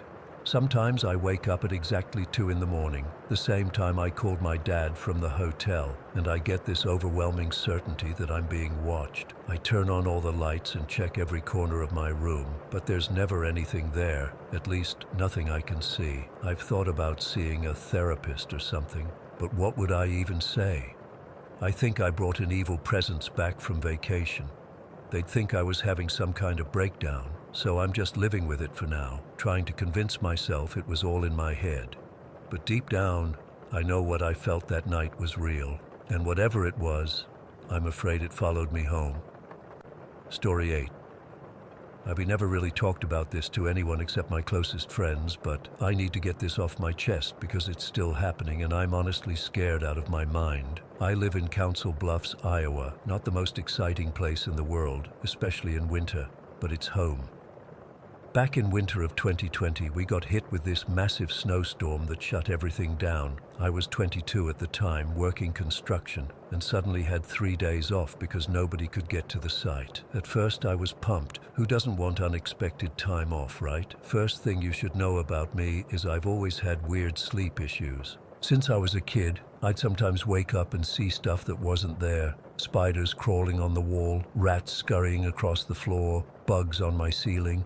My mom always said I was between dreams and waking when it happened. It scared the hell out of me as a kid, but I got used to it as I grew up. The visions would always fade after a few seconds once I was fully awake. So during this snowstorm, my buddy Mike came over with some shrooms. I'd never tried psychedelics before, but figured, what the hell, I'm stuck at home anyway. We split an eighth around noon. The trip was actually pretty mild. Some cool visuals, laughing at stupid stuff, watching the snow fall outside my window. By evening, I felt completely normal, just a bit tired. Mike left around 8, and I went to bed around 11 after playing video games for a while. That's when things got messed up. I woke up in the middle of the night, not gradually, but suddenly, like someone had snapped their fingers right next to my ear. My eyes just popped open. My room was dark, except for the faint blue glow from my alarm clock. 3:17 in the morning, and there was a man standing at the foot of my bed. Not like a shadow or something vague, a solid, real person. He was tall, wearing what looked like a dark hoodie, just standing there completely still between my bed and the door. I couldn't see his face clearly, but I could tell he was looking right at me. My heart started pounding so hard I could feel it in my throat. For a second I thought I was still tripping, but I felt completely alert. This wasn't like my usual sleep hallucinations. Those fade away in seconds. This guy wasn't disappearing. I have a handgun I keep in my bedside drawer for protection. Living alone, you can't be too careful. I slowly reached over, trying not to make sudden movements, and felt around for the handle of my gun. My eyes never left the figure. When my fingers finally wrapped around the grip, I pulled it out, and in the split second I looked down to make sure the safety was off. The man vanished. Not like he ran or moved. He was just gone. And my bedroom door, which I always keep closed when I sleep, was wide open. I jumped out of bed, gun pointed at the doorway, and flipped on my bedroom light. Nothing. I checked the whole house, closets, under beds, behind the shower curtain, everywhere someone could hide. Nothing was disturbed. All the doors and windows were locked from the inside. I even checked for footprints in the snow outside every possible entrance. The snow was completely untouched except for where Mike and I had walked earlier. I didn't sleep the rest of that night. Sat on my couch with all the lights on, gun in my lap, jumping at every creak of the house settling. The next morning, I tried to rationalize what happened. Maybe it was a leftover effect from the shrooms, even though I felt sober. Maybe it was just an advanced version of my sleep hallucinations. I almost convinced myself it was nothing. Then my neighbor Ron stopped by to see if I needed anything from the store since the roads were finally getting cleared. During our conversation, he mentioned there'd been a couple break-ins down the road the previous week. Nothing stolen, just people finding doors open or things moved around. That's when the cold feeling came back. What if it wasn't a hallucination? What if someone had actually been in my house? For weeks after, I installed new locks, bought security cameras, the whole deal. Nothing unusual showed up on the footage. Eventually, I started to relax a bit, chalking it up to the mushrooms mixed with my existing sleep issues and paranoia from the storm. Then, I moved to a different apartment across town about 6 months later. Completely different building, different neighborhood. That's when things started getting worse. The first night in my new place, I woke up around 2:30 in the morning to what sounded like someone running through my living room, not creeping, not walking, full-on running. I grabbed my gun again and burst out of my bedroom. Nobody there, doors locked, windows closed. I checked the security footage the next morning. Nothing. A few nights later, same thing. This time it sounded like multiple people. Footsteps, hushed whispers, movement. Again, nothing on camera, nothing disturbed. It kept happening, more frequently. Sometimes just the sound of footsteps, sometimes whispers right outside my bedroom door. Sometimes I'd wake up to what felt like someone sitting on the edge of my bed. But when I'd turn on the light, nobody was there. I stopped using any substances completely. No alcohol, no weed, definitely no shrooms. I started seeing a sleep specialist who found nothing wrong with me. I even went to a psychiatrist who suggested it might be stress-related hallucinations, but the meds he prescribed didn't help at all. One night about 4 months ago, I woke up to find my bedroom door open again, even though I distinctly remembered closing and locking it before bed. That's when I saw him again. The same tall figure standing in my hallway just watching me. This time I didn't reach for my gun. I sat up slowly and said, "Who are you? What do you want?" No response. He just stood there, completely still. Then he took one step backward into the darkness of the hallway and was gone. I turned on every light in the apartment and again found nothing. The next morning, I noticed all the photos on my hallway wall were tilted at the exact same angle, every single one. I have security cameras inside now too, and when I checked the footage, there was nothing, just the empty hallway all night. But at around 3:22 in the morning, the timestamp on the video glitched for about 6 seconds, then resumed normally. Last week was the worst yet. I woke up feeling like someone was watching me. When I opened my eyes, there were 3 figures standing in my room, the tall one from before and 2 shorter ones on either side of him. They were just dark silhouettes, completely motionless. I couldn't move, couldn't speak, couldn't even reach for my phone. It felt like something was pressing down on my chest. They stood there for what felt like hours, but was probably only minutes.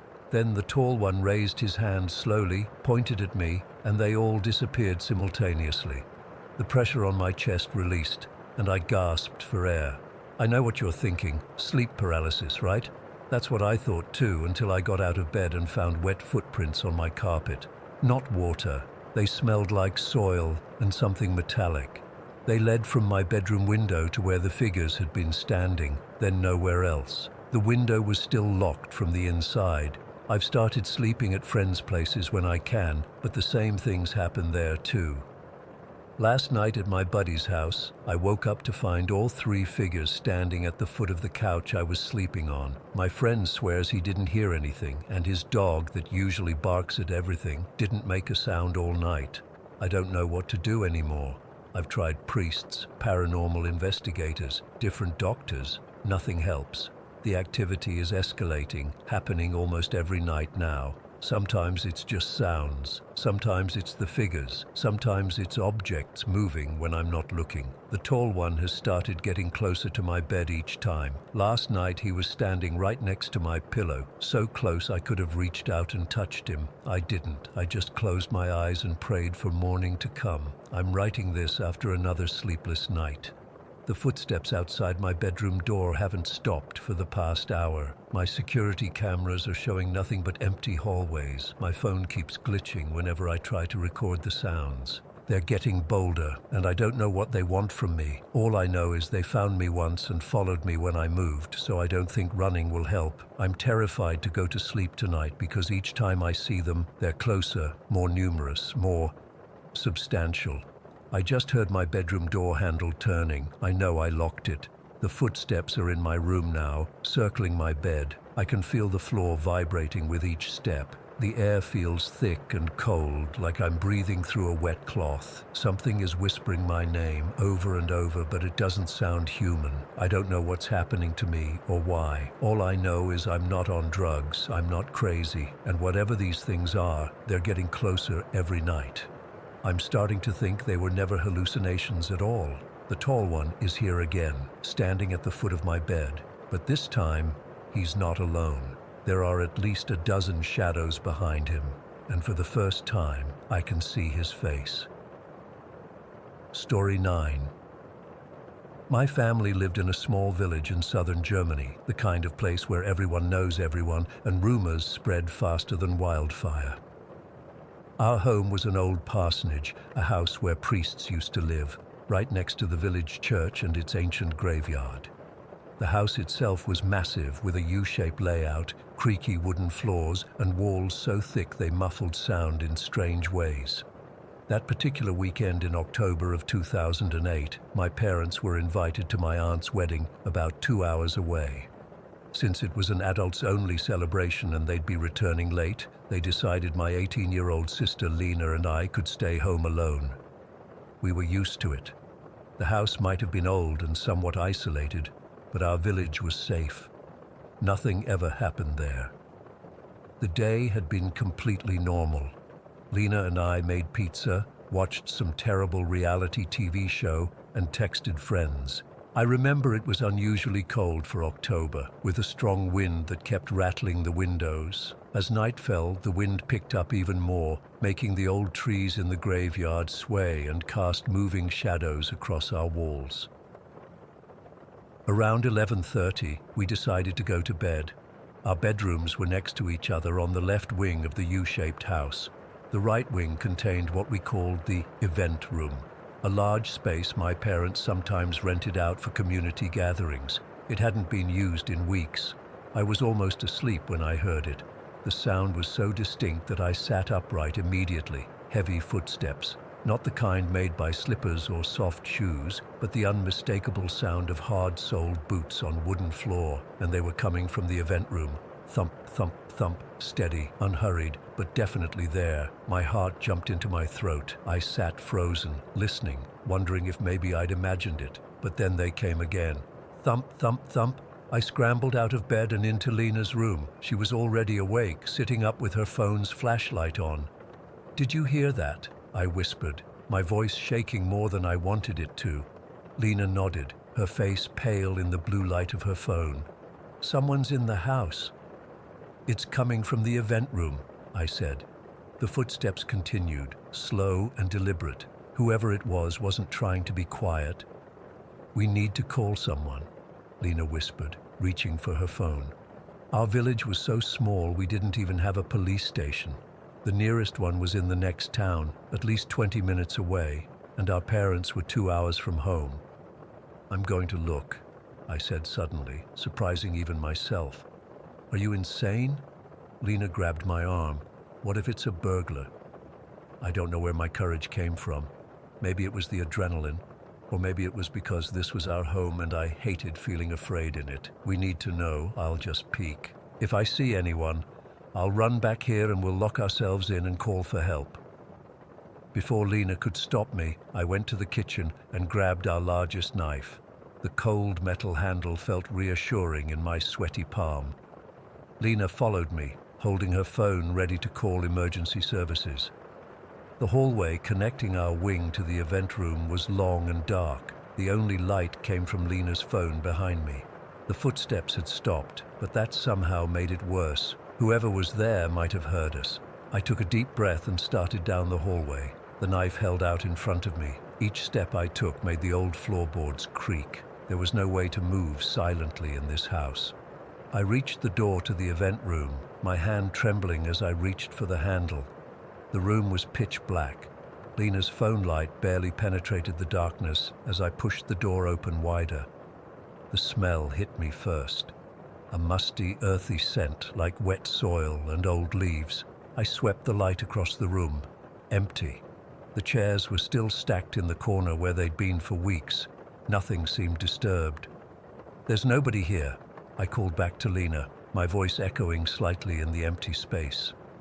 "Check if any windows or doors are open," she said, staying in the doorway. I did a complete circuit of the event room. All windows were locked from the inside. The door leading outside from this room was not only locked, but had a wooden bar across it that hadn't been moved in months. We checked the entire house together after that. The main entrance at the front, locked. The back door leading to the garden and graveyard, locked and bolted. Every single window, locked. There was absolutely no way anyone could have gotten in without breaking something, and nothing was broken. "Maybe it was just the wind making something move upstairs," Lena suggested, though her voice betrayed her doubt. But we both knew what we'd heard. Those weren't random noises. They were footsteps. Human footsteps, heavy and deliberate, walking across the floor of the event room. We returned to Lena's bedroom and sat on her bed, both too keyed up to sleep. The knife lay between us. We spoke in whispers, even though we'd confirmed we were alone in the house. "This house is hundreds of years old," Lena said. "Maybe the wood just settles in a weird way." Both of us heard the same thing at the same time, I countered. That wasn't the house settling. We sat in silence for a while, jumping at every creak and groan of the old building. Around 1:30 in the morning, exhaustion began to win over fear. We decided to try to sleep, with Lena letting me stay in her room. I curled up at the foot of her bed, the knife still within reach on the nightstand. Despite my racing thoughts, I eventually fell into a restless sleep. I woke to bright sunlight streaming through the window. For a moment, everything felt normal, just another Sunday morning. Then the memory of the night before came rushing back. Lena was still asleep. I carefully got up, picked up the knife, and walked into the hallway. In the daylight, last night's fear seemed almost silly. Our house was old. Old houses make noises. That's what I told myself as I headed toward the kitchen to make some breakfast. I stopped dead in my tracks when I reached the hallway leading to the event room. Leaves, dried, brown, autumn leaves scattered across the wooden floor, not just a few, but dozens of them, creating a trail that led from the event room toward the back door. My mouth went dry. I followed the trail, knife still in hand, though I wasn't sure what I was afraid of anymore. The leaves continued through the event room, becoming thicker near the back door that led to the garden and graveyard. But the door was still locked, still bolted from the inside, exactly as we had left it last night. I unlocked it with shaking hands and stepped outside. The garden was covered in fallen leaves. The wind had been strong last night, but there was no sign of forced entry, no broken windows, no damaged locks. Nothing to explain how leaves from outside had gotten inside our locked house overnight. I went back in and followed the leaf trail again, this time noticing something I'd missed before. The leaves didn't start at the door as you'd expect if someone had tracked them in. They started in the middle of the event room, right where we'd heard the footsteps begin. I stood there, knife hanging limply at my side, trying to make sense of it. There was no logical explanation for what I was seeing, no way to rationalize leaves appearing inside a locked house, forming a trail that began in the middle of a room. I ran back to wake Lena. She followed me through the house, her face growing paler as she saw the leaves. "Maybe there's a hole in the roof," she suggested weakly. "The wind could have blown them in." But when we checked, the roof was intact. There was simply no way for leaves to enter from outside, no way for anyone to have entered either. We spent the next hour cleaning up the leaves, sweeping them into a garbage bag neither of us wanted to touch. We didn't talk much. What was there to say? We couldn't explain it, and trying only made the whole thing more frightening. Our parents came home around noon, tired but happy from the wedding. We didn't tell them what happened. What could we say that wouldn't sound crazy, that we heard someone walking in our locked house? That leaves magically appeared overnight. It's been years now, and I still can't explain what happened that night. I've researched, trying to find scientific explanations. Maybe a change in air pressure caused the sound of footsteps. Maybe there was some hidden entrance we never found. But none of it adds up. The house had stood next to that graveyard for centuries. How many others had heard those footsteps before us? How many others had woken to find inexplicable evidence of a visitor that couldn't possibly have been there? I don't believe in ghosts, at least that's what I tell myself. But sometimes, especially on windy autumn nights, I remember those heavy footsteps and the trail of leaves that appeared in our locked house, and I wonder what walked through our home that night and why it wanted us to know it had been there. Whatever it was, it left its mark not just on our floor, but on my understanding of reality. Some things can't be explained away, no matter how much we want them to be. Some mysteries remain just that, mysteries. Story 10. I still get goosebumps thinking about what happened last summer. I've tried to rationalize it 1,000 times, but I can't explain what we encountered that night in the mountains. It was my best friend Jess's 26th birthday, and we'd planned something special since we both love astronomy. We live in a small town in British Columbia, the kind with maybe 2,000 people and more trees than humans for miles around. The isolation is exactly why we love it here. The night skies are incredible with zero light pollution. I'd promised Jess an epic stargazing adventure for her birthday. The Perseid meteor shower was peaking, and we'd been looking forward to it for weeks. We packed my old Toyota RAV4 with blankets, snacks, hot chocolate in thermoses, and those cheap sparklers you can get at any convenience store. Jess brought her DSLR camera with the special lens for night photography. We left town around 9:30 in the evening. I remember checking the time because I wanted to make sure we'd arrive at our spot before the sky was completely dark. The drive took about 20 minutes, winding up mountain roads until we found this dirt turnoff I'd discovered a few months earlier. It's about 9 miles outside of town, completely secluded, with a small clearing that gives you a perfect view of the sky. The temperature had dropped to about 50 degrees that night. Cool, but not freezing. Perfect for stargazing if you're bundled up. As I turned onto the dirt road, I had to slow down to maybe 5 miles per hour. The headlights cut through the darkness, illuminating the dense pine trees on either side. They seemed to close in as the road narrowed. I remember thinking how the trees looked almost like they were leaning in toward us, but I brushed it off as my imagination. We reached the clearing around 10:30. When I cut the engine, the silence was immediate and heavy. That's one thing people from cities don't understand about real wilderness. The absolute weight of silence. No distant traffic, no airplanes overhead, no hum of streetlights, just nothing. I backed the RAV4 into position so we could open the rear hatch and look up at the stars from the cargo area. I'd brought this thick memory foam mattress topper to make it comfortable, along with about 6 blankets. Jess jumped out first, immediately looking up and gasping at how clear the sky was. You could already see the Milky Way stretching across the sky like spilled sugar. "Holy shit, Meg, this is perfect," she said, already pulling out her camera. I started setting up our little nest in the back of the SUV, laying down the mattress topper, arranging the blankets, putting the snacks within easy reach. Jess wandered about 20 feet away, setting up her tripod for long exposure shots. I could hear the click of her camera shutter every few seconds. "Can you see any meteors yet?" I called out. "Not yet, but the stars are insane," she answered, her voice sounding small against the vastness around us. I finished setting up and stepped out to join her for a minute. The air felt different, crisp and clean, but also heavy somehow. I remember getting this weird, prickly feeling on the back of my neck, like when you think someone's watching you. I actually turned around and scanned the tree line, but of course I couldn't see anything beyond the first few feet of forest. It was just a wall of black. "Let's light the sparklers," Jess suggested, coming back to the car. Her face looked ghostly in the light of her phone screen as she checked her photos.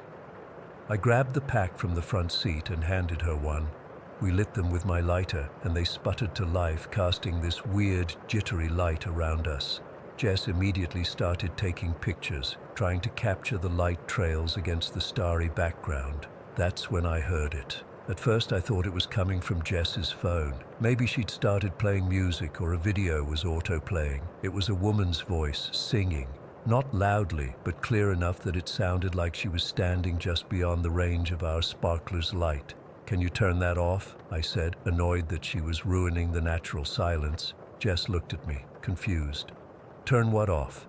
"The music, on your phone." She held up her phone, showing me the camera app was open. "I'm not playing anything."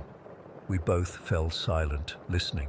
The singing continued. A slow, steady melody without words, just a woman's voice making these long, drawn-out notes that seemed to float through the air around us. It wasn't a recording. It had that unmistakable quality of a live voice, and it sounded close, really close, like whoever was singing was standing just a few yards away. But there were no footsteps, no rustling leaves, no other sounds at all, just that voice, seeming to come from everywhere and nowhere at once. I felt my stomach drop and my skin go cold. In that moment, I knew, absolutely knew, we weren't alone, and whatever was with us wasn't human, not completely. "Do you hear that?" I whispered, my sparkler forgotten, burning down toward my fingers. Jess nodded slowly. "Yeah, sounds like a woman singing." What freaked me out even more was how calm she was. I was already in full panic mode, my heart pounding so hard I could feel it in my throat, but Jess just looked curious. She turned in a slow circle, trying to pinpoint where the sound was coming from. "Hello?" she called out, which made me want to slap my hand over her mouth. The singing stopped abruptly. The silence that followed was somehow worse. "We need to go," I said, already backing toward the driver's door. "Now, wait, shouldn't we check if someone needs help?" Jess asked, still maddeningly calm. "What if someone's lost?" At 11 at night, 9 miles from town, singing instead of calling for help. My voice came out higher than normal. "No fucking way." The rational part of my brain was scrambling for explanations. Maybe it was someone camping nearby. Maybe it was the wind playing tricks. Maybe it was an animal making a weird noise that just sounded like singing. But deep down, I knew none of those explanations fit.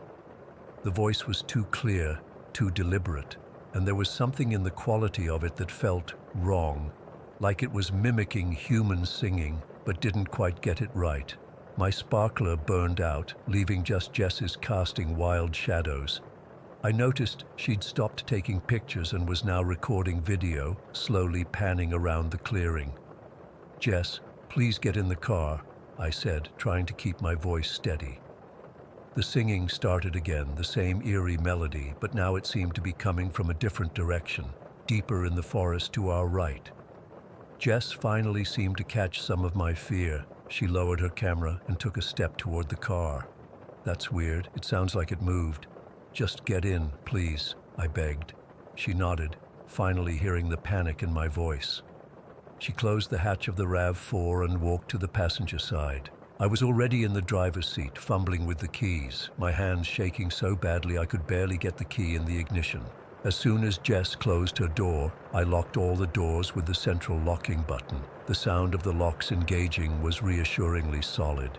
"Should we call someone?" Jess asked, her voice finally showing some concern. I shook my head. "No service out here, remember?" I started the engine, and the headlights cut through the darkness, illuminating the trees ahead of us. Nothing there. I put the car in reverse, then hesitated. "Let me turn around first," I said, putting it back in drive. I pulled forward, then turned the wheel hard, swinging the car around so the headlights swept across the area where we'd been standing with the sparklers. Nothing. No person, no animal, just empty forest floor. I drove slowly back along the dirt road, constantly checking the rearview mirror. Jess was now twisted in her seat, looking out the back window. "I don't see anything," she said, her voice quiet. We drove in silence for maybe 5 minutes, both of us tense, waiting to see something, anything that would explain what we'd heard. But there was nothing. No other cars, no hikers, no animals, just the empty road and the pressing darkness of the forest. When we finally reached the main road, I felt like I could breathe again. I pressed the accelerator harder than necessary, eager to put distance between us and whatever had been in those woods. "That was so weird," Jess finally said as we approached town. "Like, really weird." "Yeah." I didn't trust myself to say more without my voice shaking. We didn't talk much for the rest of the drive home. I dropped Jess off at her place, apologizing for the birthday adventure gone wrong. She just shrugged, said it was certainly memorable, and promised to send me the photos and videos she'd taken. I barely slept that night. Every time I closed my eyes, I heard that singing again, floating through the darkness. I kept imagining what might have happened if we'd stayed longer, or if one of us had wandered into the trees to investigate. The next morning, Jess texted me links to the photos and videos. The photos were stunning. The stars looked incredible, and she'd captured a few meteors as bright streaks across the sky. But it was the videos that made my blood run cold. In the first video, taken when we were lighting the sparklers, you can see me in the background. I'm repeatedly looking over my shoulder, like I'm sensing something behind me, even though this was before we heard the singing. But what really freaked me out was what appeared in the bottom corner of the frame about halfway through. It's hard to describe, and if you aren't looking for it, you might miss it. But there's this sort of distortion, like heat waves rising from hot pavement, except it's moving horizontally across the ground. And within that distortion, there seems to be a vague human-shaped outline. It's only visible for maybe 2 seconds before it disappears into the darkness beyond our little circle of light. I've watched that video at least 100 times, slowing it down, brightening it, trying to convince myself it's just a camera artifact or a trick of the light. But I know what I saw, and I know what I heard. We never found out what was singing in those woods. I've asked around town if there are any local legends about singing in the forest, but people just give me weird looks.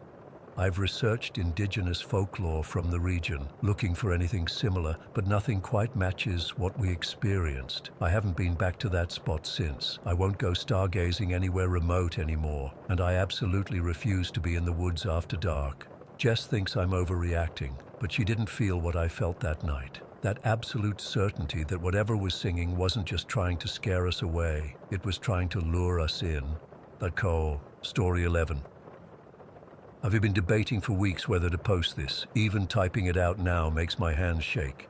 I guess I need to tell someone who might believe me because my parents think I'm making it up for attention, and my therapist keeps suggesting it's sleep paralysis or an overactive imagination.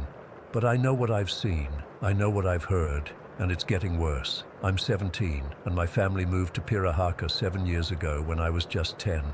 My dad got a job managing the local lumber mill, and the house came with the position, an old place built in the 1930s for road workers. It sits at the base of these mountains that the locals don't like talking about. There's some kind of history here that nobody wants to discuss. When I ask, they change the subject or suddenly need to be somewhere else.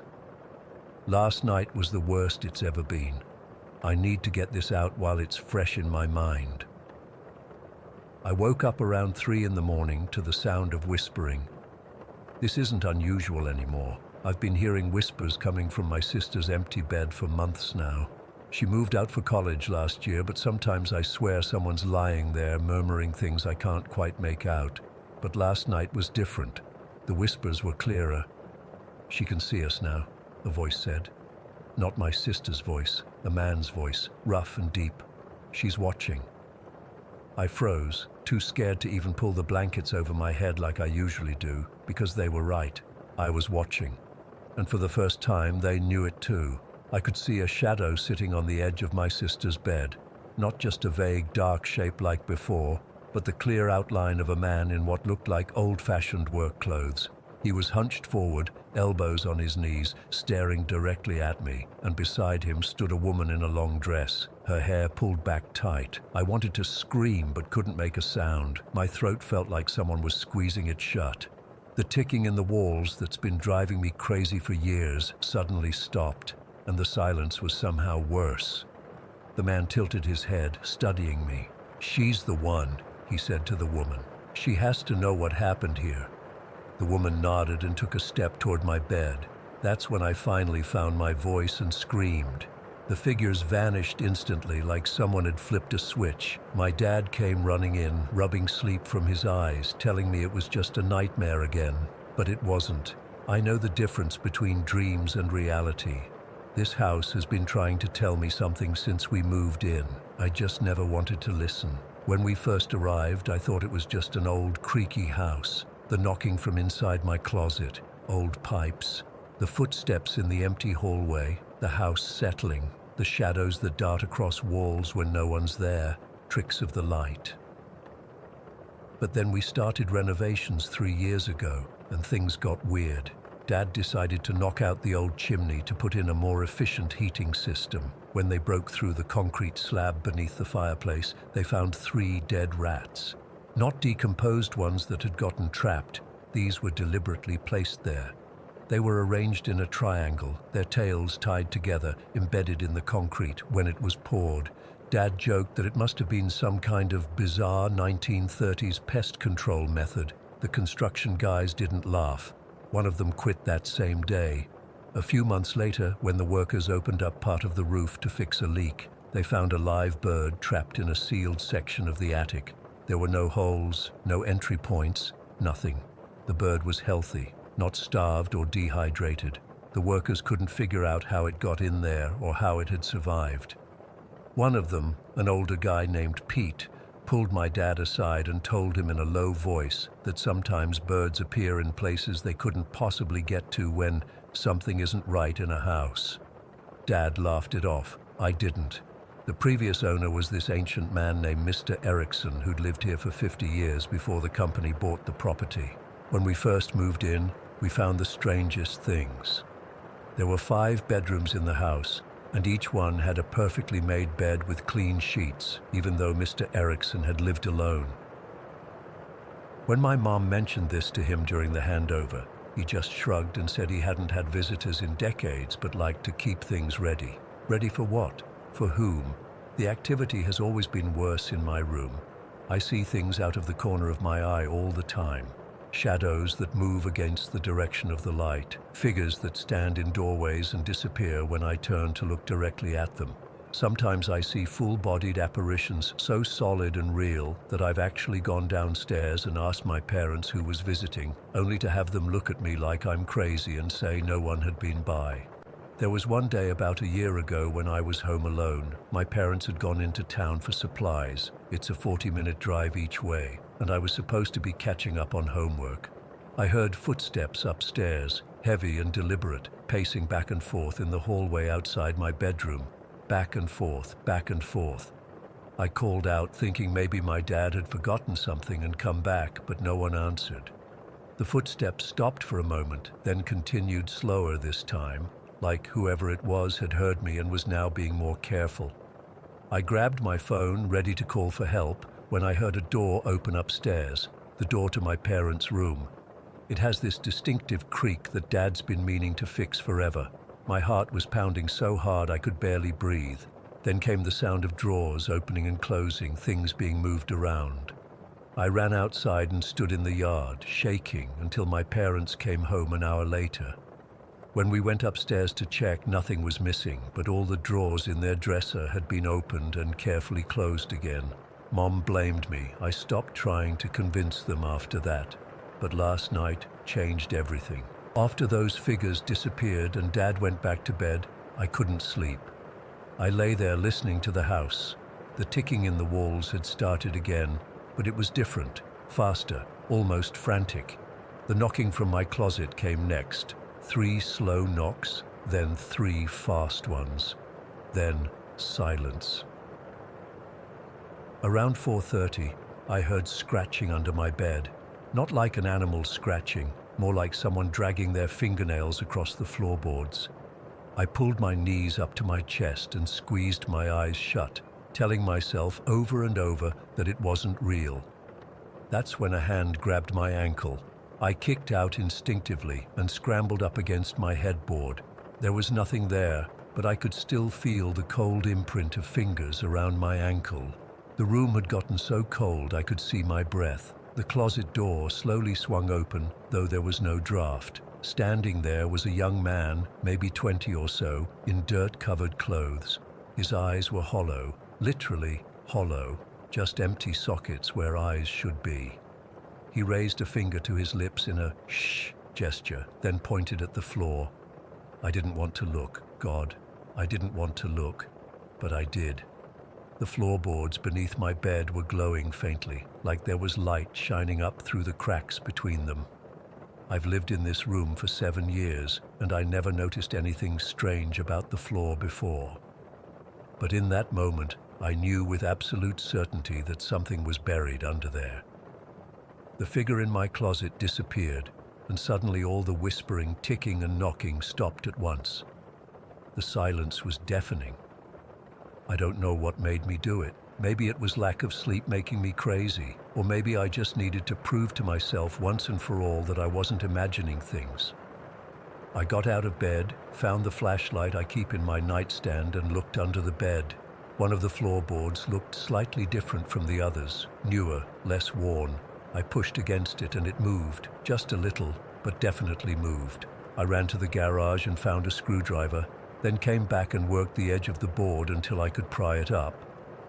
Underneath was a small space between the floor joists, and in that space was a tin box, old and rusted. My hands were shaking so badly I could hardly open it. Inside was a stack of yellowed newspaper clippings from 1934 and a small leather pouch. The clippings were about 5 road workers who had disappeared during the construction of the mountain pass. They were presumed to have deserted their jobs until a foreman reported strange noises coming from the base of the cliff where they'd been blasting. The article ended by saying the investigation was ongoing. The leather pouch contained 5 wedding rings. I heard footsteps in the hallway again coming toward my room. Heavy, deliberate steps. The doorknob started to turn slowly. I shoved everything back under the floorboard and jumped into bed, pulling the covers over my head like a little kid. The door opened.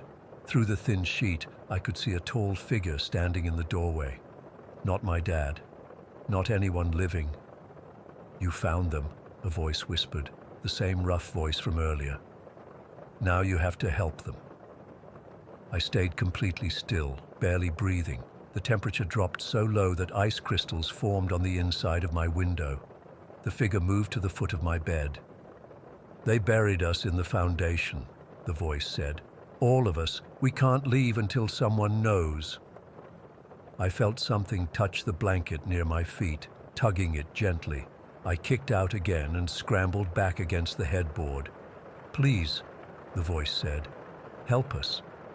The sun was starting to come up by then, pale light filtering through my window. As the first ray touched the floor, the figure faded. The room warmed up again. By the time my alarm went off for school, everything seemed normal, except nothing will ever be normal again. I haven't told my parents about the box or the newspaper clippings. They wouldn't believe me anyway. But I know what I need to do. There's something under this house, not just under my floor, but under the foundation. Something that was put there when they built this place in the 1930s. I'm going to find out what happened to those workers. I have to, because they're not going to leave me alone until I do. The whispers, the footsteps, the apparitions, they're getting stronger, more real. They can touch me now, and I think they're getting desperate. This isn't just a ghost story. This is my life. I'm terrified to go to sleep tonight, but I'm more terrified of what will happen if I don't help them. The house is quiet right now, but I can feel them waiting, watching. I don't know what to do. I don't know who to tell. But I know they're real, and I know they want something from me, something only I can give them. The sun is setting now. Soon it will be dark again, and they'll be back. Story 12. I've never really been one to believe in the paranormal. Sure, I've watched those ghost hunting shows and I've heard the stories, but I've always been a skeptic. At least I was until last year. What happened in that Westbrook apartment changed everything for me, and I'm still trying to make sense of it all. I was in my second year of college, struggling through a computer science degree that I wasn't sure I even wanted anymore. Everything felt overwhelming. My grades were slipping. I had just gone through a bad breakup, and the crushing student debt was always at the back of my mind. I guess you could say I was at my lowest point. The apartment I was staying in was this run-down place near campus. It was all I could afford on my part-time job salary.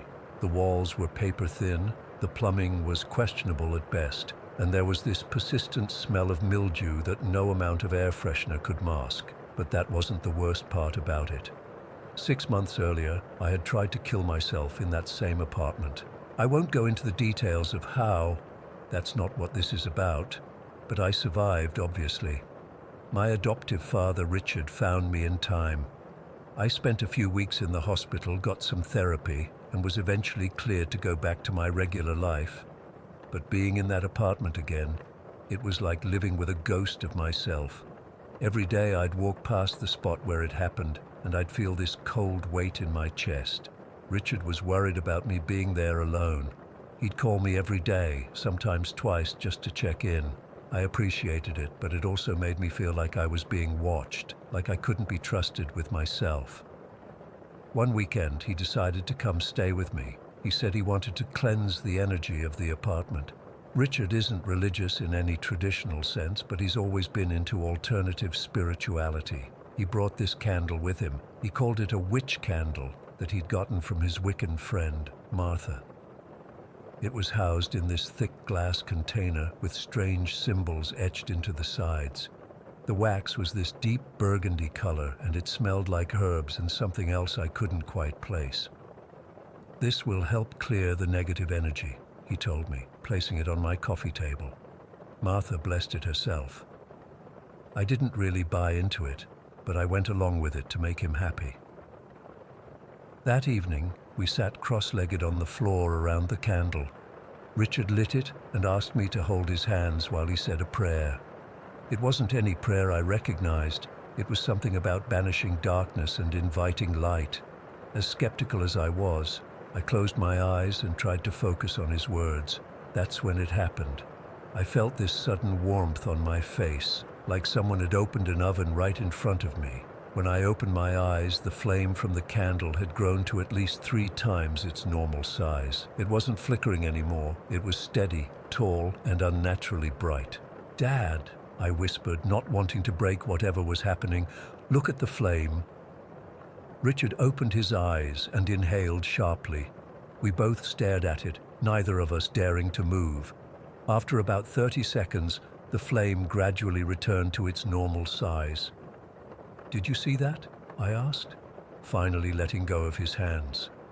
"I did," he said, his voice low. "Martha said this candle has powerful properties, but I've never seen anything like that before." We tried to rationalize it. Maybe the candle was designed to do that? Maybe there was some kind of chemical in the wax that caused the flame to grow when the candle reached a certain temperature? We left it burning on the coffee table and went to bed, both of us feeling uneasy but not wanting to admit it. Around 3 in the morning, we were jolted awake by what sounded like an explosion. I jumped out of bed and ran to the living room with Richard right behind me. The glass container that held the candle had shattered, not just cracked, shattered. Pieces of glass were scattered across the room, some as far as 10 feet away from the coffee table. The wax had spilled out and hardened on the table surface, forming this weird, almost deliberate pattern that looked like some kind of symbol. "What the hell?" I said, staring at the mess. "Did something hit it?" Richard shook his head, examining the glass fragments. "Look at how the glass broke. It looks like it exploded from the inside out." He was right. The glass hadn't just fallen apart, it had been propelled outward with significant force. We spent the next hour cleaning up, neither of us saying much. I tried to come up with rational explanations. Maybe the glass had a manufacturing defect. Maybe the heat from the stove, which wasn't far from the coffee table, had caused the glass to expand unevenly and break. But deep down, I knew those explanations didn't make sense. The stove wasn't even on. There was no draft, no earthquake, nothing that could have caused what we witnessed. The next morning, Richard suggested we get out of the apartment for a while. He'd heard about this old mansion about an hour's drive away that had been converted into a museum. It was supposedly haunted, but he thought it would be a fun distraction. I agreed, mostly because I didn't want to be in the apartment anymore. The mansion was this sprawling Victorian-era building with more rooms than I could count. As we toured through it, I noticed that almost every room had at least one mirror, old ornate mirrors with elaborate frames. I remembered reading somewhere that mirrors were supposed to be portals for spirits, so as a kind of morbid joke, I made a point to stare into each one we passed, sometimes making faces or whispering hello when Richard wasn't looking. Nothing happened at the mansion. We had a decent time, ate at a nearby restaurant, and decided to stay the night at an Airbnb instead of driving back late. The Airbnb was this cozy little cottage owned by an elderly couple who lived in the main house on the property. It was just one room with 2 beds, a small bathroom, and a kitchenette. We turned in early, both of us exhausted from the day. I fell asleep almost immediately. I'm not sure how long I was out, but I woke up to what felt like someone sitting on the edge of my bed. The weight shifted, and I felt the mattress dip slightly. I opened my eyes, expecting to see Richard, but there was no one there. The weight was still there, though, pressing down on the mattress right by my feet. I sat up, fully awake now, and the weight disappeared. I looked over at Richard's bed and saw that he was awake too, sitting up and staring at the space between our beds. "Did you feel that?" I whispered.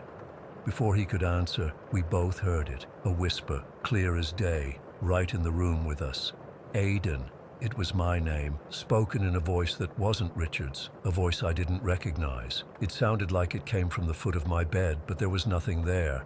"Did you hear that?" Richard asked, his voice shaking. I nodded, unable to speak. We both got out of bed and turned on every light in the room. We checked the bathroom, looked under the beds, even opened the door to make sure no one was outside. Nothing. The door had been locked from the inside and the windows were all closed and secured. We didn't sleep the rest of the night. We sat up, lights on, talking about anything and everything just to keep our minds off what had happened.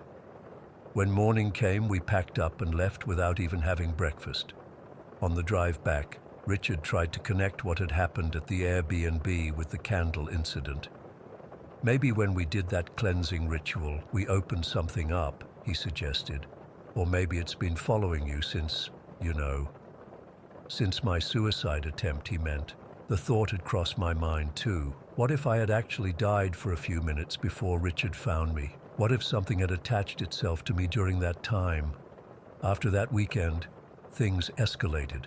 I started experiencing more unexplainable events. One night, I had a vivid dream that I was trapped under a collapsed building, the weight of concrete and steel crushing me. I woke up gasping for air, only to have my mattress, which was on the floor since I didn't have a bed frame, suddenly flip over onto me. It wasn't a gentle roll. It was like someone had picked up the side farthest from me and forcefully flipped it over, pinning me underneath. Another time, I was studying late at night when all of my textbooks flew off my desk as if someone had swept their arm across it. No windows were open, no fans were on, and I was completely alone in the apartment. The worst incident happened about a month after the candle night. I was in the shower when I felt someone grab my shoulder from behind. The grip was so real, so physical that I spun around, expecting to confront an intruder, but there was no one there. When I got out and wiped the steam from the mirror, I saw what looked like a handprint on my shoulder, red, as if someone had grabbed me hard enough to leave a mark. I took a picture of it with my phone, but when I looked at the photo later, the mark was gone. Not from my shoulder, it stayed there for hours, but from the photo, it just didn't show up, as if my phone's camera couldn't capture it. I finally moved out of that apartment at the end of the semester. I couldn't take it anymore. Richard helped me find a new place, farther from campus, but in a much better building. I thought moving would put an end to it all. It didn't. Just last week, I was falling asleep in my new bedroom when I heard that same whisper again. Aidan, right next to my ear, as if someone was leaning over me. I froze, too terrified to open my eyes. Then I felt it, a cold hand on my forehead, gentle but unmistakably there. I still don't know what's happening to me. I've tried talking to a few people about it, but they all think I'm either making it up or that I need psychological help. Maybe they're right about the latter.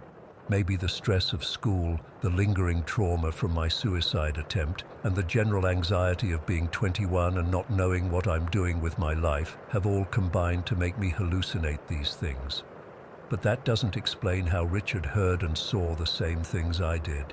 It doesn't explain the physical evidence, the shattered glass, the flipped mattress, the mark on my shoulder that I saw with my own eyes. Whatever it is, it's still with me. I can feel it sometimes, like a presence just at the edge of my awareness. Watching, waiting. For what? I don't know, and that's what scares me the most. Story 13.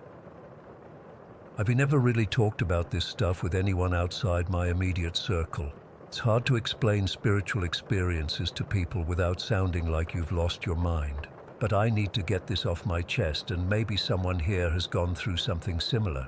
I grew up in a pretty neutral household when it came to religion. My parents weren't atheists, but they weren't churchgoers either. They had this vague, there's something out there philosophy that left me with a lot of questions as a kid. I think that's why I started searching on my own when I hit my 20s. It started with basic stuff, meditation, crystals, reading about different belief systems. I was drawn to the occult, honestly. There was something fascinating about the hidden knowledge, the rituals, the idea that there were forces we could tap into. I'd spend hours reading forums about people's experiences with tarot readings, spirit guides, and energy work. I was convinced this was my path, but then things took an unexpected turn. The more I explored, the more I felt pulled in a completely different direction, toward Christianity. It wasn't what I was looking for at all. I actually fought against it at first. I had this stereotype in my head about organized religion being restrictive and judgmental. But the pull was persistent, almost like someone was gently tugging me toward it. The turning point came about 3 years ago. I was going through a really rough patch, couldn't sleep, constant anxiety, feeling completely disconnected from everything and everyone. One night I was lying in bed, tears streaming down my face, feeling like I was drowning in my own thoughts. The weight on my chest was so heavy I could barely breathe, and then I heard it, clear as day, right next to my ear. "It's okay, you'll be okay." A whisper, gentle but unmistakable. I froze. I lived alone. There was absolutely no one else in my apartment. But the voice didn't scare me. Instead, this incredible wave of peace washed over me. The tightness in my chest released, and I could breathe again. I fell asleep almost immediately and slept better than I had in months. The next day, I found myself walking into a small church near my apartment. I don't even remember consciously deciding to go there. I just went, and it felt right. For the first time in years, something felt right. I started attending regularly. The community was welcoming, and I found comfort in the structure and the teachings. My depression and anxiety improved dramatically. When I prayed about specific issues with family or friends, I'd see tangible results. Not miracles or anything, but meaningful changes and coincidences that were too perfectly timed to ignore. But there was this one thing that kept nagging at me. I couldn't shake the feeling that I had some kind of spiritual gift or ability that I was meant to use. I'd pray for guidance on this specifically. What am I supposed to do with these experiences? How am I meant to use whatever this is? But those prayers went unanswered. Everything else in my life was falling into place, but this one question remained. Then the dreams started. Not normal dreams. These were vivid, detailed, and felt completely real. In one, I was having a conversation with my cousin about her pregnancy complications, details she hadn't told anyone. When I called her the next day, just to check in, she broke down crying and shared the exact same concerns I'd dreamed about. In another, I saw my friend's grandmother, who had passed away years ago, giving me a specific message about an heirloom that had been lost. When I mentioned it to my friend, she went pale. They had just been discussing that exact item the night before, wondering where it had gone. These dreams became more frequent. I'd wake up exhausted, like I hadn't slept at all. Sometimes I'd have physical sensations, smells, tastes, or pain from the dream that lingered after I woke up. It was like my consciousness was actually going somewhere else while I slept. I kept praying for direction, for some indication of what I was supposed to do with these experiences. The silence was frustrating. I felt like I was being shown these abilities but then left hanging, with no instruction manual. It was like being handed a complex tool but not being told what it was for or how to use it safely. After about a year of this, I started to drift away from the church, not because I stopped believing, but because I felt stuck. Everyone else seemed to have clear paths. Some were called to mission work, others to community service, others to leadership roles. Me? I had these weird experiences that didn't seem to fit anywhere in the framework I was being taught. I gradually stopped attending services, stopped praying as much, started looking into other spiritual practices again, thinking maybe I'd missed something the first time around, but nothing felt right anymore. I was in this weird limbo, unable to fully commit to Christianity because of these unexplained experiences, but also unable to ignore what I'd felt during that time of my life. For the past few months, I've been trying to just ignore it all. I've told myself that maybe there's a scientific explanation for everything I've experienced. Maybe the dreams are just my subconscious processing information I've picked up without realizing. Maybe that voice I heard was just my own mind, giving me what I needed in a moment of extreme stress. But I can't fully convince myself. I wish I could believe that death is just lights out. That would be simpler. But I've felt too much, experienced too much to truly believe that. There's something else going on, and I'm caught in the middle of it. Last night, things escalated in a way that's forced me to confront all this again. I was lying in bed, scrolling through my phone. I wasn't tired yet, nowhere near falling asleep. My lights were on, music playing softly from my speaker. I was completely 100% awake. That's when I felt it. That subtle shift in the air that I've come to recognize, a slight pressure change, like when someone enters a room but doesn't make a sound. The hairs on my arms stood up.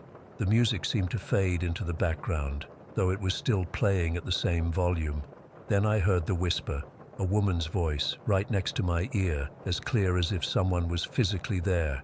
"You know you can see us. You've always been able to. Why do you keep—" I panicked. I sat bolt upright and said out loud, "Stop, I don't want this."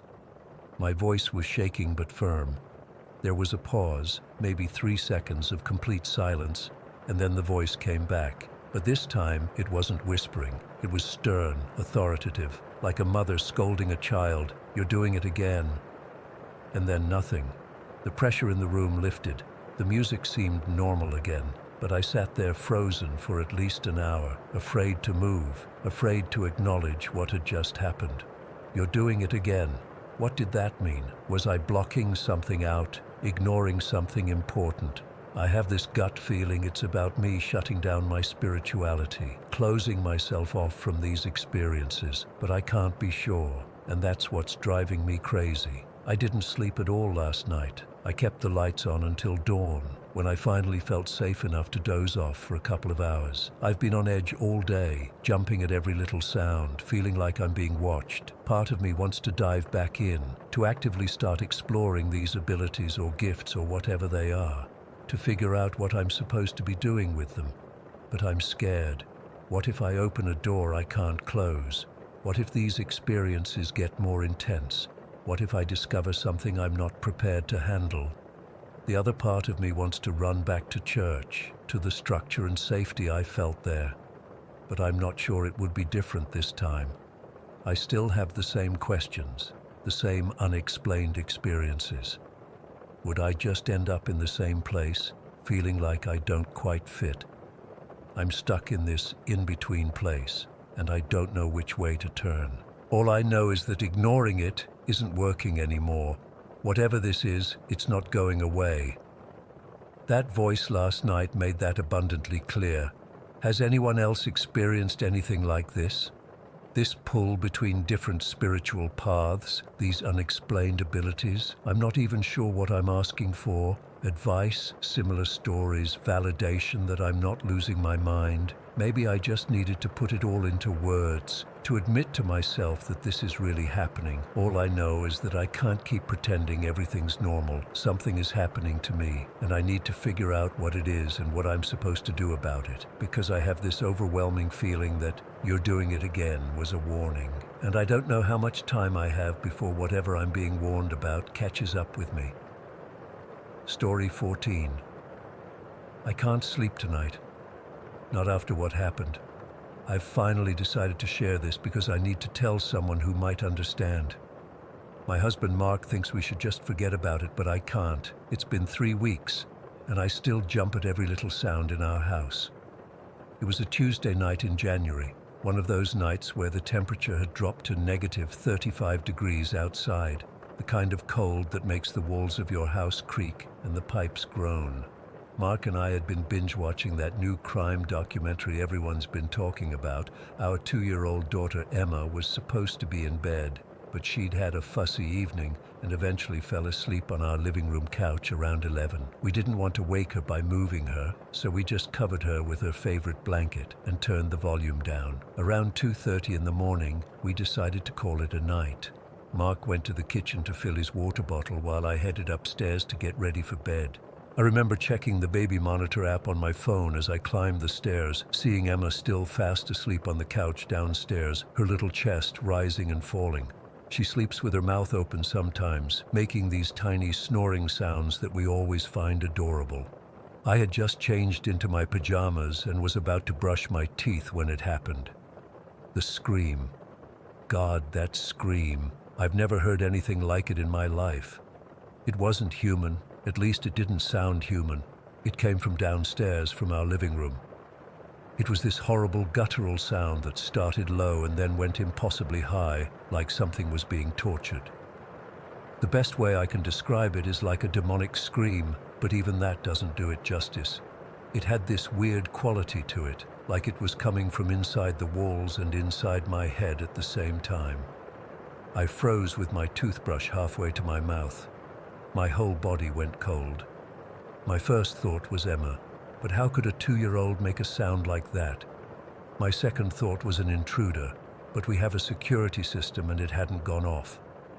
With shaking hands, I grabbed my phone and texted Mark, "Did you hear that?" Before I could even put my phone down, his reply came through, "What the fuck was that scream?" Checking Emma now. I couldn't move. I stood there in the bathroom, straining to hear anything else. The house had gone completely silent again, which somehow felt worse than if there had been more noise. After what felt like forever, but was probably only 30 seconds, Mark texted again. "Emma's fine, still asleep, mouth open, snoring." She didn't make that sound. I finally found the courage to leave the bathroom and crept to the top of the stairs. "Mark?" I called down in a whisper shout. "I'm in the living room," he called back, his voice tight. "Everything's normal down here." I made my way downstairs, clutching the handrail so hard my knuckles turned white. When I reached the living room, Mark was standing in the center, looking pale and confused. Emma was indeed still asleep on the couch, completely undisturbed. "What was that?" I whispered. "I don't know," he said, running a hand through his hair. "I was in the kitchen when I heard it. I thought maybe Emma had a nightmare, but..." He gestured to our peacefully sleeping daughter. We checked every room in the house. The doors were locked, windows shut tight against the brutal cold. Nothing was disturbed. No signs of any animals that might have gotten in. We even checked the attic access, but it was untouched, sealed with the same layer of dust it always had. Maybe it was the TV, Mark suggested, though we both knew it had been turned off. Or the pipes. "It's so cold outside," I offered, knowing full well pipes don't make sounds like a soul being ripped apart. We stayed up the rest of the night, sitting in the living room with Emma, too afraid to go back to bed. I kept thinking about how our house is 114 years old. We knew that when we bought it 2 years ago. We even joked about the funeral home across the street being a quiet neighbor. The old lady who sold us the house had lived here for 40 years and said she'd never experienced anything unusual. But our neighbors, a retired couple who've lived next door for decades, had warned us when we moved in. That place has some history, the husband had said while helping us move boxes. People say it's haunted. We'd laughed it off then. We're not superstitious people, or at least we weren't. The truth is, we had noticed small things over the past 2 years. Shadows moving in the corner of our eyes, the feeling of being watched sometimes when you're alone in a room, the occasional sound of footsteps when no one's there, and my sleep paralysis. I'd never had it before moving here, but now it happens at least once a month. I wake up unable to move, feeling a presence in the room, but we'd rationalized it all away. Old houses make noises, minds play tricks. Sleep paralysis is a common condition. That scream, though, there was no rationalizing that away. The next morning, after we'd finally managed to doze off for an hour or so, I called in sick to work. I couldn't bear the thought of leaving the house, but I also couldn't stand being in it. Every corner seemed menacing in the gray morning light. While Mark got Emma ready for daycare, I went online and ordered white sage and Palo Santo. I've never been into that stuff, but my cousin swears by it for clearing negative energy. I needed to do something, anything. When Mark left with Emma, I sat alone in the living room, right where the scream had come from. I tried to make sense of it all. Could it have been a weird acoustical thing from outside? But at negative 35 degrees, no one was outside. All our windows were sealed tight against the cold. Could it have been some kind of electronic malfunction? But what device makes a sound like that? The packages arrived that afternoon with express shipping. I felt silly lighting the sage bundle and waving it around, but I followed the instructions I'd found online. I opened each window for a few seconds, despite the bitter cold, to release the stagnant energy. I said the words I was supposed to say, asking any negative spirits to leave our home. When Mark came home with Emma, he didn't mock me for the lingering smell of sage, though I could tell he thought it was all a bit much. "Feel better?" he asked. "I don't know," I admitted, but it was something to do. That night, we all slept in our bed, Emma between us. Nothing happened. No screams, no strange sounds, just the normal creaks of an old house settling in the cold. Days passed, then weeks. We've tried to return to normal. Mark seems to have put it behind him, or at least he pretends to. He thinks the less we dwell on it, the better. But I can't forget. I lie awake at night, listening, waiting. The scream plays over and over in my head. Sometimes I think I hear it starting again, only to realize it's just the wind or a car passing outside. I've started researching the history of our house, something we'd never bothered to do before. I found out it was built in 1999 by a doctor who lived here with his family until the 1940s.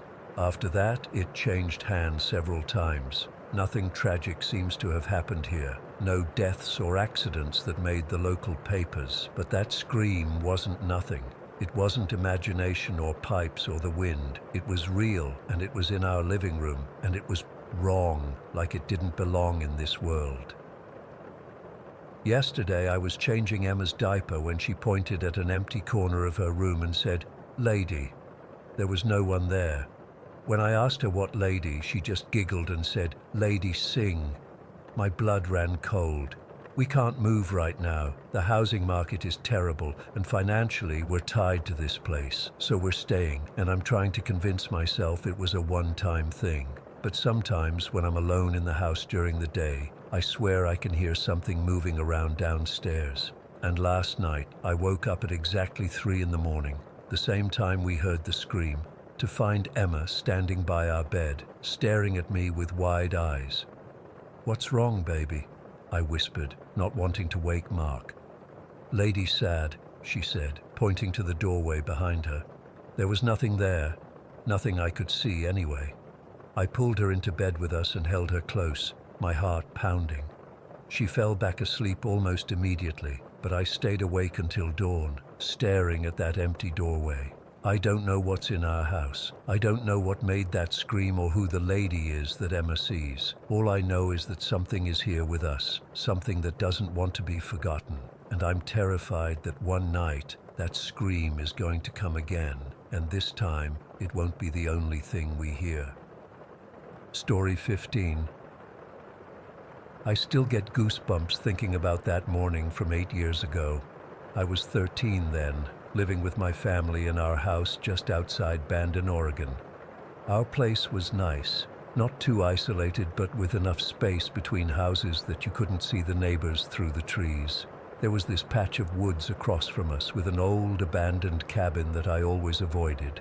My parents said it had been empty since before we moved there when I was 7. That morning started around 5:30. It was early summer, so the sun was just starting to come up. I remember because I had this glow-in-the-dark alarm clock, and I was annoyed when Rusty's barking woke me up before it went off. Rusty was our border collie, usually super chill and quiet unless someone was at the door. But this wasn't his normal bark. It was frantic and desperate, like he was trying to warn us about something. I could hear my parents and my older brother and sister moving around in the hallway, so I got up too. I remember I was wearing these faded blue pajama shorts and a white t-shirt with a dolphin on it. I didn't even put on my slippers. I just followed everyone outside. Dad was holding onto Rusty's collar. Our dog was straining against his grip, hackles raised, staring at the top of our long gravel driveway. Mom was in her bathrobe, and my siblings were still in their pajamas too. "There it goes," my brother said, pointing. "See it? Across the road." We all looked where he was pointing and caught a glimpse of something darting into the trees. It was quick, brownish gray and low to the ground. "Just a bobcat," Dad said, sounding relieved. "They come down from the hills sometimes." Mom nodded. "Let's go back inside. It's too early for this." Everyone seemed satisfied with that explanation, but I wasn't so sure. Rusty had seen plenty of bobcats and raccoons and deer before. He would usually just watch them or give a couple of warning barks. This was different. He was trembling under Dad's hand and he wouldn't stop staring at the tree line. My family went back inside, but I lingered on the porch. The sky was turning this pale pinkish color as the sun came up, and there was fog hanging low in the little valley behind our house. Everything was so quiet. That's what struck me. It was weirdly quiet. No birds singing, no insects buzzing, just nothing. Rusty stayed with me. He had calmed down a bit but was still on edge, standing stiffly beside me with his ears perked up. I crouched down next to him and stroked his back, feeling how tense his muscles were. "What did you see, boy?" I whispered. That's when I heard it for the first time. This sharp, raspy, gasping sound, like someone struggling to breathe after running for miles. But it wasn't a normal gasping. It had this quality to it that made my skin crawl, like something was trying to mimic human breathing, but couldn't quite get it right. It was loud too.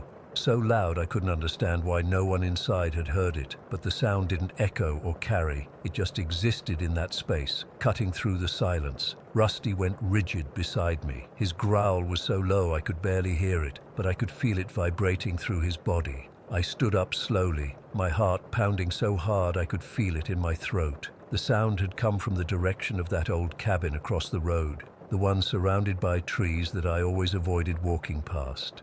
It was a small structure, maybe just one room with a tiny attached shed.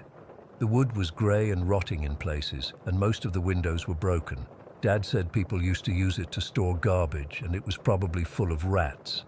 But I always felt like there was something off about it. I'd get this cold feeling in my stomach whenever I had to walk past it to catch the school bus. I heard the gasping again. 3 quick, wet inhales that sounded painful. Rusty barked once, sharply, then whined and pressed against my legs. I should have gone inside. That would have been the smart thing to do. But I was 13 and curious, and still half convinced it might be an injured animal or something logical I could tell my family about. So I took a few steps down our driveway, straining to see across the road in the early morning light. Rusty wouldn't follow me. He just stood on the porch, whining.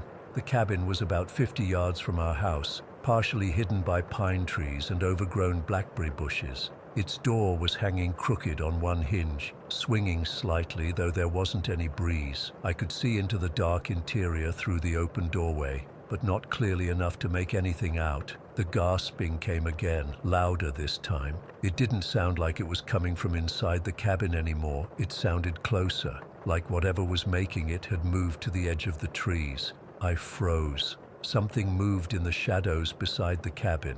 Just a subtle shift of darkness, but I knew something was there watching me. Then I saw it, or part of it. A pale, thin hand gripping the corner of the cabin. The fingers were too long, the joints all wrong. The skin looked slick and almost translucent, like a cave salamander. My entire body went cold. I couldn't move, couldn't scream. All I could do was stare as those fingers tightened on the wood, splintering it. The gasping sound came again, but this time it had a different quality. Like whatever was making it was excited, hungry. Something in my brain finally clicked, and I broke out of my paralysis. I turned and ran back to the house as fast as I could. Rusty was barking like crazy now, backing through the open door. I slammed it shut behind me and locked it, my hands shaking so badly I could barely turn the deadbolt. My mom came out of the kitchen looking annoyed. "Emma, what in the world? It's not even 6 in the morning." I tried to tell her what I'd seen, but the words came out jumbled and breathless. "There's something by the cabin, not a bobcat. It had hands." She sighed and put her arm around my shoulders. "Honey, you've been reading too many of those creepypasta stories on the internet. It was just a bobcat, or maybe a coyote. Animals look strange in the half-light." "But Mom, I heard it," I insisted. "It was making this weird gasping noise." "Probably just a raccoon with distemper," she said dismissively. "They can make odd sounds when they're sick. Stay away from the cabin anyway. It's falling apart and not safe." I knew she wouldn't believe me. I wouldn't have believed me either. But I knew what I'd seen and heard. I spent the rest of the day inside, jumping at every sound. Rusty stayed close to me, which was unusual. He normally spent days following my dad around, but he wouldn't go near the windows, and he growled whenever anyone tried to open the front door. That night, I couldn't sleep. I kept my curtains tightly closed and my light on. Around 2 in the morning, I heard Rusty start growling from where he was lying at the foot of my bed. Then I heard it again, that terrible gasping, right outside my window. I pulled my blanket over my head and squeezed my eyes shut, tears running down my face. I was too terrified to call out for my parents. Somehow I knew that making any sound would be dangerous. The gasping continued for what felt like hours, but was probably only minutes. Then there was a scratching sound against the glass, light at first, then harder, like something was trying to get in. Rusty jumped off my bed and pressed himself against my bedroom door, whining. I stayed frozen under my blanket, barely breathing. Eventually, the scratching stopped. The silence that followed was almost worse. I lay there until morning, not daring to look out the window. When the sun finally came up, I went to check the window. There were long scratches on the outside of the glass, too high up for any normal animal to reach. And pressed into the dirt beneath my window were these bizarre footprints, vaguely human-shaped but wrong somehow, with too many toes that were too long and oddly jointed. I tried to show my parents, but they brushed it off. Dad said the scratches were probably branches from the bushes beneath my window, and the footprints were just where Rusty had been digging. No one would listen to me. For weeks afterward, I heard that gasping sound at night. Sometimes it seemed to come from right outside the house, sometimes from far away in the woods. Rusty would grow tense and start growling whenever it happened. My parents eventually took Rusty to the vet, worried about his behavior change. The vet found nothing wrong with him, but commented that he seemed unusually stressed. They prescribed some mild sedatives for him, which I hated. They made him lethargic and unable to alert us if that thing came back. About a month after that first morning, I woke up to find something on my windowsill. It looked like a small pile of gray-white hair or fur, neatly arranged. When I touched it, it felt brittle and strange, not like any animal fur I'd ever felt before. I put it in a plastic bag and hid it in my drawer, afraid to show my parents because I knew they'd just dismiss it. We moved away from that house about a year later when Dad got a job in Portland. I was so relieved. I'd barely slept in all that time. The night before we left, I heard the gasping one last time, louder than ever. It sounded angry. I'm 21 now, and I still have nightmares about what I saw and heard that morning. I've researched extensively, trying to find explanations for what happened. Nothing matches exactly what I experienced until I stumbled across accounts of something called the rake, a pale, humanoid creature that makes strange breathing sounds and stalks people at night. The descriptions match what little I saw, those long, pale fingers and the unnatural movements. The gasping sound is mentioned in other accounts too. I still have that bag of hair or whatever it is. Sometimes I take it out and look at it, wondering if I should send it somewhere for analysis. But part of me is afraid of what they might find, or worse, that they'll find nothing unusual at all, and I'll have to accept that maybe I imagined the whole thing. But I know I didn't. I know what I saw and heard that morning in Bandon. And sometimes, when I'm alone at night and everything is quiet, I catch myself listening for that terrible gasping sound again. Story 16. I never really believed in ghosts until about 6 years ago. I mean, I watched those ghost hunting shows like everyone else, but I always figured they were just making stuff up for ratings. That changed when my mom and I moved into this old trailer on the outskirts of town after my parents split up. We couldn't afford much, and the place was dirt cheap for a reason, I guess. The weird stuff started almost immediately. At first, it was just little things that we could almost convince ourselves had normal explanations, like I'd put my keys on the counter, turn around to grab something from the fridge, and when I turned back, the keys would be on the floor, or I'd leave a book on my nightstand and wake up to find it on my desk across the room. My mom and I would joke nervously about it, saying things like, the trailer gremlins are at it again, because we didn't want to admit what we both suspected. Then it got more obvious. Doors would open and close by themselves, not just once in a while, but multiple times a day. We'd be sitting in the living room watching TV, and my bedroom door would swing open slowly, then slam shut. No windows were open, no drafts, nothing that could explain it. The activity was most intense during those first few months. I remember lying in bed one night trying to sleep despite being completely freaked out when my closet door started rattling. Not just a little, it was shaking like someone was trying to break out of it. I ran to my mom's room and refused to go back to mine until morning. When daylight came, we checked the closet together, empty of course. Weirdly enough, after about 3 months, things calmed down a lot. The activity didn't stop entirely, but it became way less frequent. We started to relax a bit, thinking maybe whatever was there had moved on or made peace with us sharing its space. That is, until we had visitors over. It's like this thing, ghost, spirit, whatever, got jealous or territorial when other people came to the trailer. Objects would start moving again, doors would open and close, and sometimes we'd hear footsteps walking across the ceiling, which was especially terrifying since there was no attic or second floor. By the time I was 19, I'd gotten used to our unseen roommate. I'd even started talking to it sometimes when I was alone, saying good morning or asking it to please not mess with my stuff today. I know that sounds crazy, but it felt normal to me by then.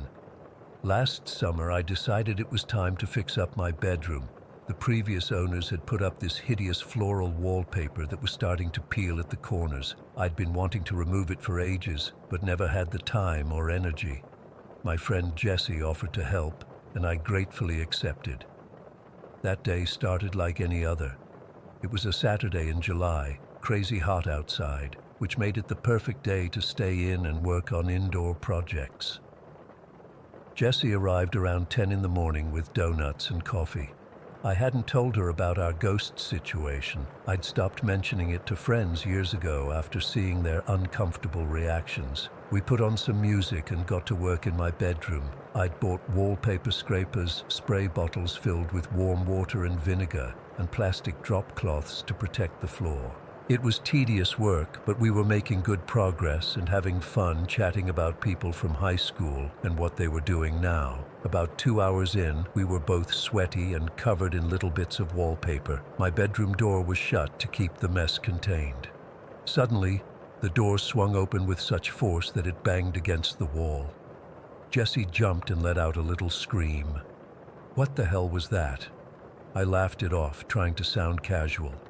Oh, that happens sometimes. The trailer settles weird. She gave me a look that said she wasn't buying it. Doors don't just open by themselves, Maya. I debated whether to tell her the truth and decided there was no point in hiding it anymore. Actually, this place is kind of haunted. Nothing dangerous, though. Just doors opening, stuff moving around. It mostly stopped after we'd been here a few months, but it acts up when visitors come over, like it's showing off or something. Her eyes widened. Are you serious right now? Why would you live in a haunted trailer? And why wouldn't you warn me before I came over? Because I knew you'd react exactly like this, I said, gesturing at her panicked expression. And like I said, it's harmless. We've lived here for years, and it's never done anything to hurt us. As if on cue, the door slammed shut, then immediately swung open again. Jessie backed against the wall, clutching her wallpaper scraper like a weapon. That's not normal, Maya. That's not settling. I know, I admitted, but trust me, it's just trying to get attention. How about we take a break? I'm starving anyway. We went to the kitchen, Jessie following so close behind me she nearly stepped on my heels. I started rummaging through the cupboards to find something to eat. All we had was some crackers and peanut butter, which wasn't much of a lunch, but it would have to do. While I was grabbing plates, I heard a noise behind me and turned to see Jessie holding her wallpaper scraper out in front of her, waving it around like a sword. I swear to God, she said, her voice shaking slightly. If any ghost tries to mess with me, I'll cut it to pieces. I'm not playing around. Jessie, don't, I said quickly. Don't threaten it. Why not? It's freaking me out on purpose. I put the plates down and tried to explain.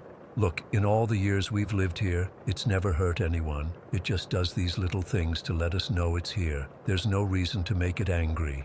She rolled her eyes. It's a ghost, Maya. What's it gonna do? Kill me? It's probably just some old person who died here and has nothing better to do than scare people. We don't know what it is or what it can do, I insisted. Just please don't antagonize it, okay? Jessie reluctantly lowered the scraper but kept it gripped tightly in her hand. I turned back to making our snack, deciding to wash some grapes I found in the fridge to go with the crackers and peanut butter. I was standing at the sink, rinsing the grapes, when I felt it. A sudden, intense, burning sensation on my right forearm. It felt like someone had pressed a hot iron against my skin. I gasped and looked down. 3 deep scratch marks had appeared on my arm, straight and deliberate, like they'd been carved with precision. They weren't random, they seemed to form letters, though I couldn't quite make out what they spelled. Blood was already beading along the scratches, which were much deeper than they should have been for something that happened so quickly. Jessie, I choked out, turning to show her my arm. Look. Her face went completely white. I didn't do that. I swear, Maya, I was standing right here. I didn't touch you. That's when I noticed the wallpaper scraper was gone from her hand. We both looked around frantically, but it had vanished. The burning in my arm intensified until I thought I might pass out from the pain. It wasn't just surface pain. It felt like whatever had scratched me had injected fire into my veins. I rushed to the bathroom and ran cold water over the marks, but it didn't help at all. Jessie followed me, keeping close. We need to get out of here, now. I nodded, unable to speak through the pain. I wrapped a towel around my arm, which immediately began to soak through with blood. That's when the bathroom door slammed shut, trapping us inside. Jessie grabbed the doorknob and pulled, but it wouldn't budge. She pulled harder, putting her foot against the wall for leverage, but nothing happened. It was like the door had been welded shut. Please, I whispered, not sure if I was talking to Jessie or the entity. Please, I need to go to the hospital. The lights flickered, and then the bathroom went completely dark. In the pitch blackness, I heard Jesse breathing rapidly beside me. Then something cold brushed against my face, like fingers made of ice. "I'm sorry," I said into the darkness. "She didn't mean it. Please let us go." The cold sensation moved from my face to my injured arm, settling over the scratches. Strangely, the burning began to subside. Not completely, but enough that I could think clearly again. The bathroom door clicked and swung open on its own, light from the hallway spilling in. We didn't hesitate. We ran out of the trailer and drove straight to the emergency room. The doctor who examined me was baffled by the scratches. He said they were unusually deep and clean, almost surgical in precision. When I told him I didn't know how I got them, he gave me a look that suggested he thought I was lying. They cleaned and bandaged my arm, gave me antibiotics and painkillers, and sent me home with instructions to keep the wound clean. The scratches eventually healed, but they left scars that I still have today. 3 pale lines that sometimes seem to form different letters depending on the light. Jessie never came back to the trailer. She stopped answering my texts after a few days, and we drifted apart. I don't blame her. My mom and I moved out of that trailer 2 months later. We never found the missing wallpaper scraper, not even when we packed up everything we owned, and the activity never escalated again. It was like the entity had made its point and was satisfied. I still can't make out what those scratches were trying to spell. Sometimes I think it's a name, sometimes a warning. All I know for sure is that whatever was in that trailer wasn't just some harmless prankster ghost. It was something that could physically affect our world when provoked, and it taught me a lesson I'll never forget. Don't taunt what you can't see, and definitely don't threaten to cut a ghost. To this day, I don't know what would have happened if it hadn't decided to let us go, but every time my arm aches before a storm, I'm reminded that there are things in this world we don't understand, and some of them can hurt you if you challenge them. Story 17. I still haven't been able to shake what happened that night 17 years ago. Every once in a while I'll see something, a wheelchair in a hospital corridor, or one of those old-fashioned dolls in a store window, and I'll feel that same cold dread creeping up my spine. This happened back when I was 16, living in a tiny town in North Carolina called Millbrook. It was the kind of place where everyone knew everyone's business, where the highlight of the week was the high school football game on Friday nights. My best friend since elementary school was Evan. We were both kind of outcasts, not the popular kids, not the jocks, just 2 nerdy guys who were into horror movies and video games. During the summer before junior year, we got bored. Really bored. There's only so many times you can hang out at the same gas station parking lot or rewatch the same DVDs before you start looking for something else to do. That's when Evan first brought up Rose Hill Asylum. "Dude, you ever heard about that abandoned mental hospital over in Garston County?" he asked one night while we were playing PlayStation in his basement.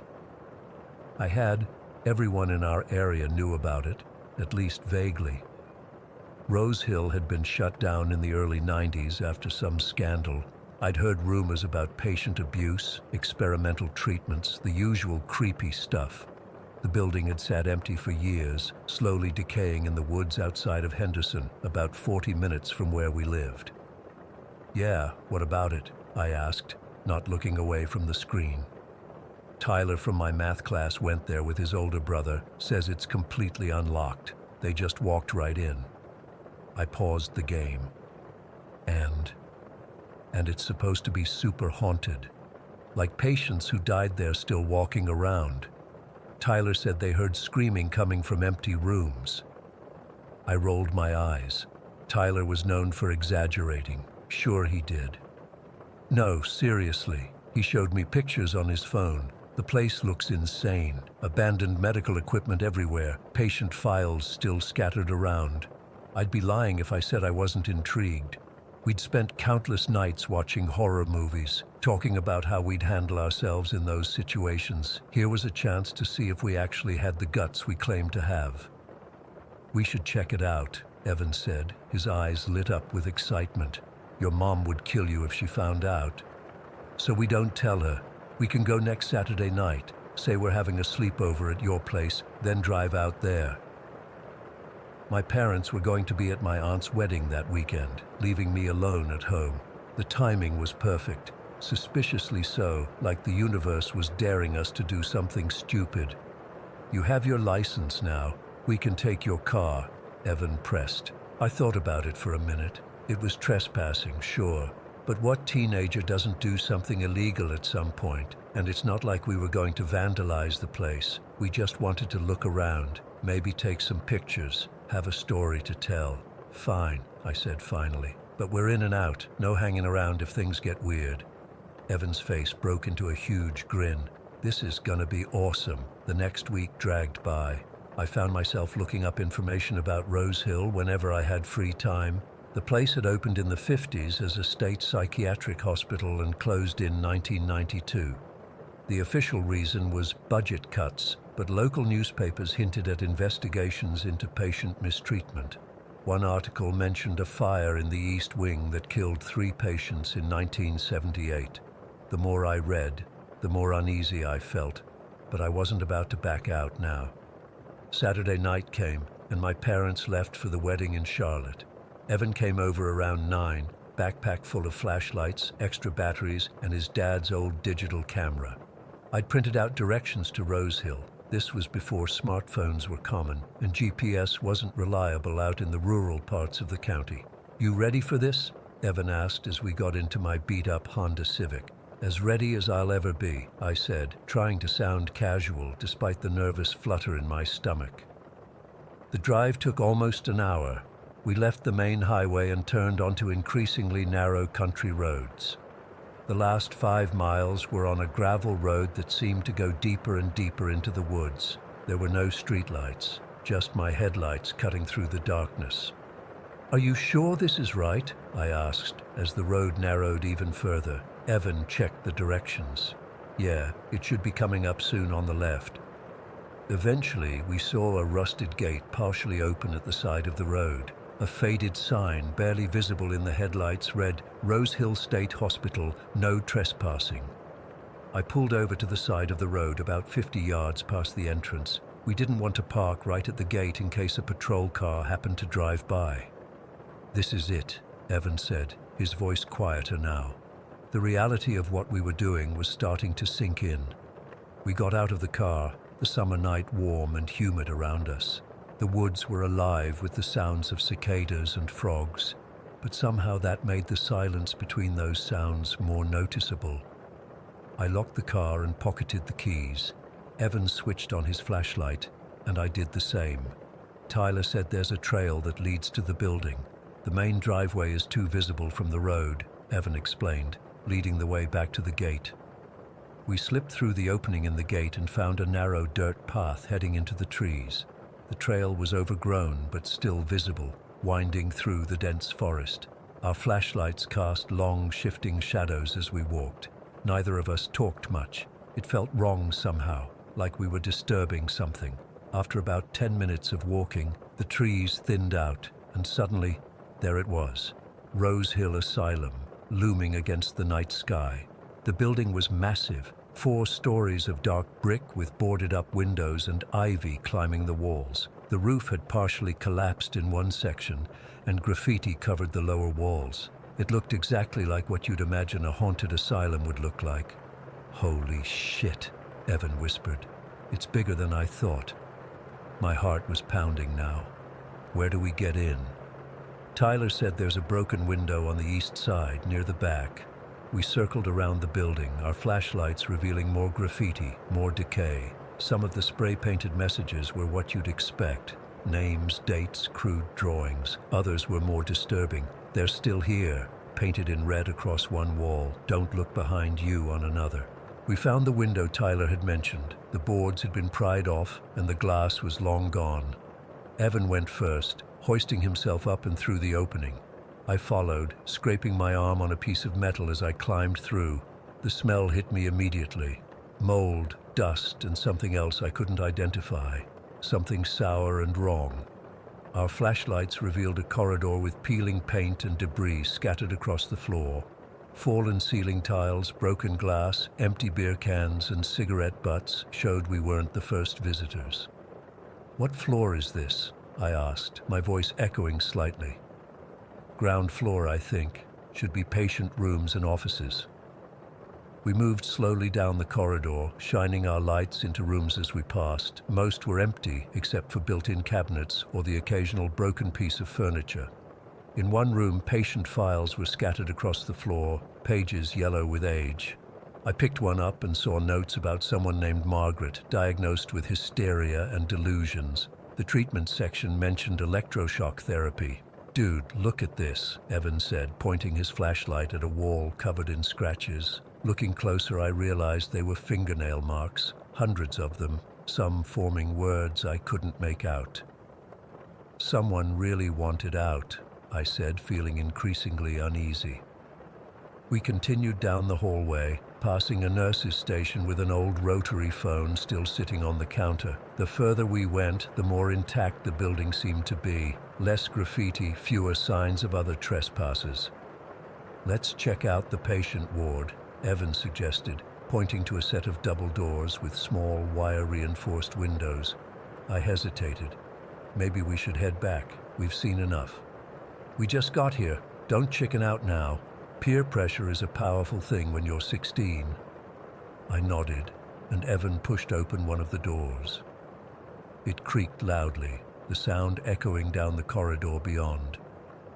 The patient ward was darker somehow, the air thicker. Our flashlights revealed a long hallway with rooms on either side. Unlike the previous section, these doors had small observation windows and heavy locks. This was where they kept the serious cases, I realized. We'd been exploring for about 10 minutes when it happened. We were looking into one of the patient rooms. This one still had a metal bed frame bolted to the floor. When we heard it, a loud crash from somewhere down the hallway, like something heavy falling over. We both froze. The sound echoed for a moment, then silence. "What was that?" I whispered. Evan shook his head, his face pale in the flashlight beam. "Probably just something falling. Old buildings make noise." But we both knew it wasn't just the building settling. It was too loud, too deliberate. "Let's go check it out," Evan said, but I could hear the uncertainty in his voice. "Are you crazy? We should leave. It's probably just some animal that got in, or maybe other kids." Before I could argue further, we heard another sound, a squeaking, rolling noise getting closer. We stood completely still, watching the dark hallway ahead. Then, slowly, something rolled into view, where our flashlights illuminated the corridor. A wheelchair, an old, rusted wheelchair, moving by itself down the hallway toward us. And sitting in it was a doll. Not just any doll, a Raggedy Ann doll, its yarn hair dirty and tangled, its button eyes reflecting our flashlight beams. The wheelchair stopped about 20 feet away from us. I couldn't breathe, couldn't move, couldn't process what I was seeing. Then the wheelchair jerked slightly, as if someone invisible had bumped it. That broke the spell. "Fuck this," I shouted, grabbing Evan's arm. "We're leaving now." We turned and ran, not caring about the noise we made, back through the double doors, down the corridor toward the window we'd entered through. I kept expecting to hear the wheelchair following us, those squeaky wheels getting closer, but there was only the sound of our panicked breathing and footsteps. We reached the window and practically threw ourselves through it, scraping skin and tearing clothes in our desperation to get out. Once outside, we didn't stop. We sprinted toward the trail that would take us back to the car.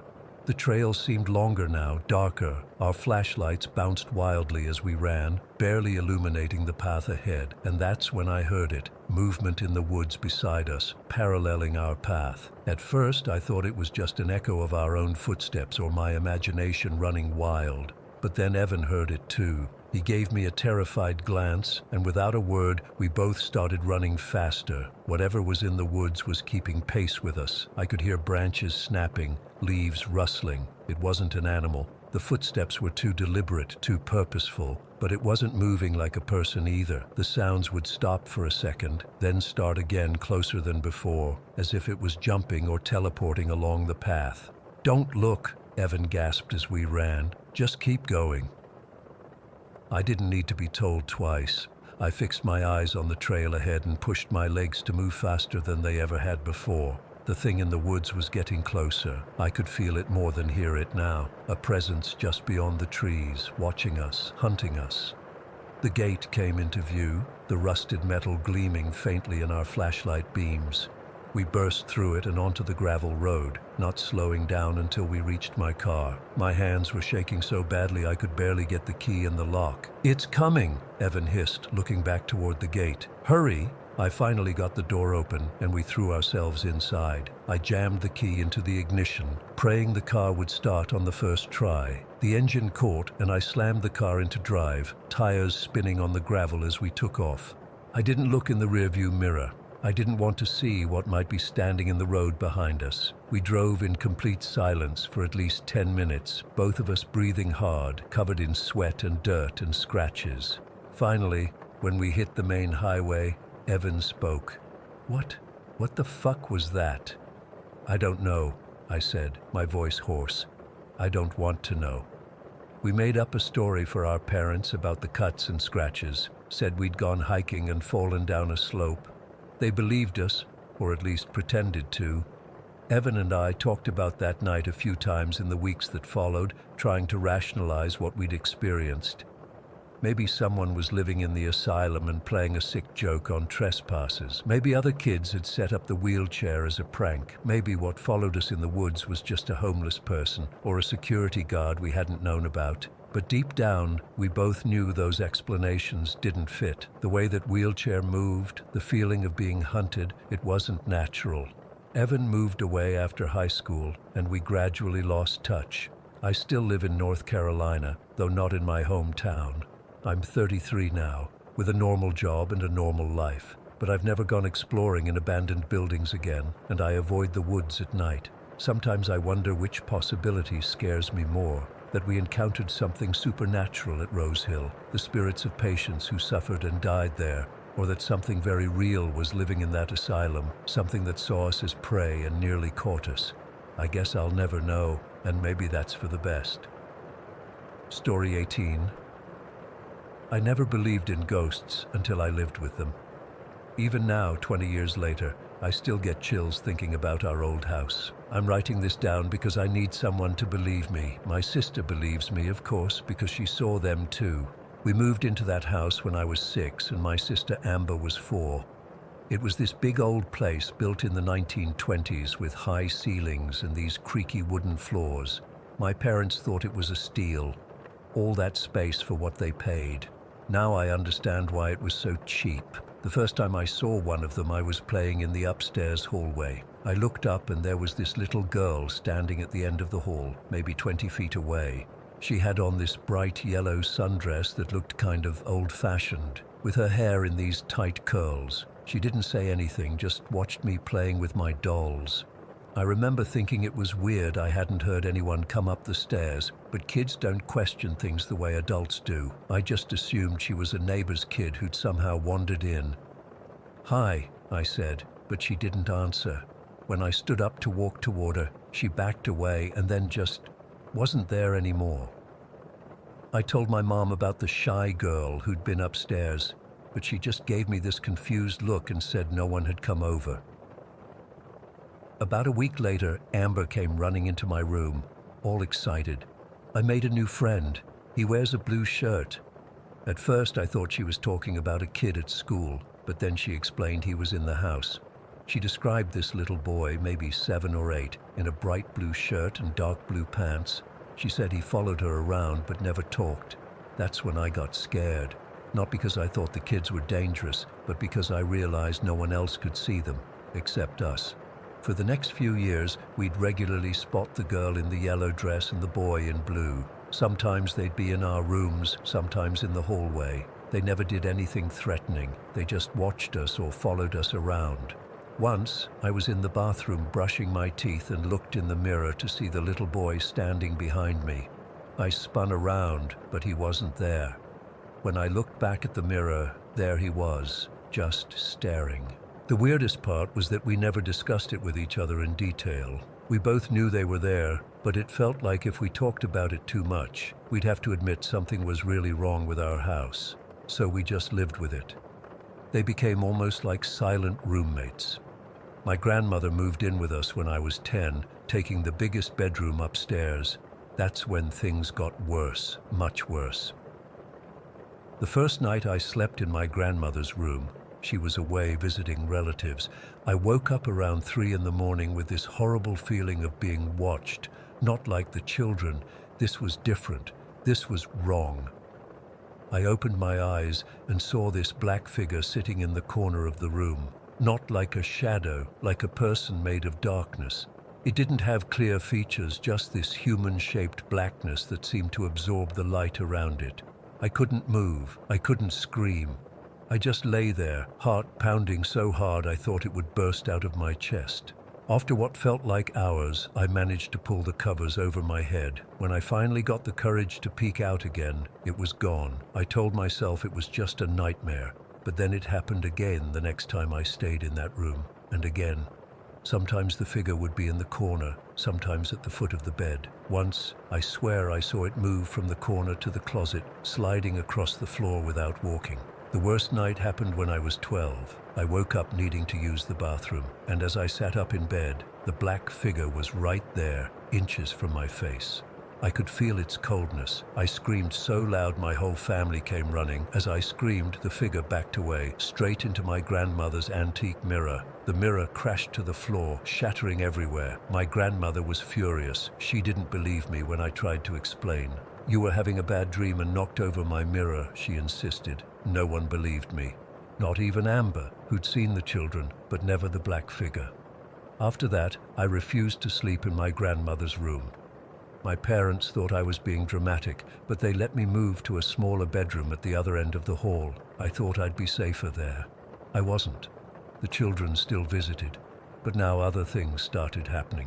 I'd wake up to find my bedroom door open when I knew I'd closed it. I'd hear footsteps in the hallway when everyone was asleep. Once, I watched my closet door slowly open by itself, inch by inch, until it was fully open. When I was 14, my best friend Kelly stayed over. We were up late talking when suddenly the bedroom door swung open. Kelly froze mid-sentence. There was nobody there. We both watched as it slowly closed again. Did that just happen?" Kelly whispered. Before I could answer, we heard heavy footsteps crossing the floor right in front of my bed. The carpet indented with each step, like someone was walking there. But we couldn't see anyone. Kelly freaked out. She called her mom at 1 in the morning to come get her. She never stayed over again and barely came to my house after that. It wasn't until I was 16 that I finally learned something about the history of our house. I was doing a local history project for school and went to the town library to look through old newspapers. Just out of curiosity, I looked up our address. What I found made me sick to my stomach. Our house had been a flower shop in the 1950s, owned by an elderly couple and their adult son. According to the newspaper, the father had a mental breakdown one night. He killed his wife and son in their sleep, then went to the master bedroom, my grandmother's room, and shot himself. The worst part? The article mentioned that the son had 2 children who often played at the shop while he worked, a daughter and a son. They had died years earlier in a car accident with their mother. The old man reportedly blamed himself for letting them go out in bad weather. I didn't tell my parents what I'd found. What was the point? They'd never believed us about the ghosts anyway. But I did tell Amber. She went pale when I described what I'd read. "The little boy and girl," she whispered. "They're the grandchildren." But the most validating moment came a few months later. My mom was helping me pack for college, getting all nostalgic about me leaving home. Out of nowhere, she said, "You know, when I was little and we'd visit my parents, I used to see children in this house." I nearly dropped the box I was holding. "What children?" "A little girl in a yellow dress and a boy in blue. I used to think they were imaginary friends, but they seemed so real." She shook her head. "I always slept in what became your grandmother's room. I never told anyone because I thought they'd think I was crazy." I stood there in shock. We'd never told my mom about the children. Never. And she'd seen them too, decades before us, in the same house. "Mom," I said carefully, "Amber and I saw those same children growing up." She stared at me, her face going white. That was the first time anyone in my family acknowledged that something wasn't right with our house. A few weeks after that conversation, we were redecorating my grandmother's room. She had passed away by then. The wallpaper was starting to peel in one corner, so my dad decided to strip it all off. Under 3 layers of wallpaper, we found this old hand-painted wallpaper with pirate ships on it. They were this milky white color against a faded blue background. I nearly collapsed when I saw it. When I was little, one of the scariest things I'd experienced was waking up in my grandmother's room to see what looked like a white, misty pirate ship floating above the bed. I'd thought it was just a weird dream or my imagination.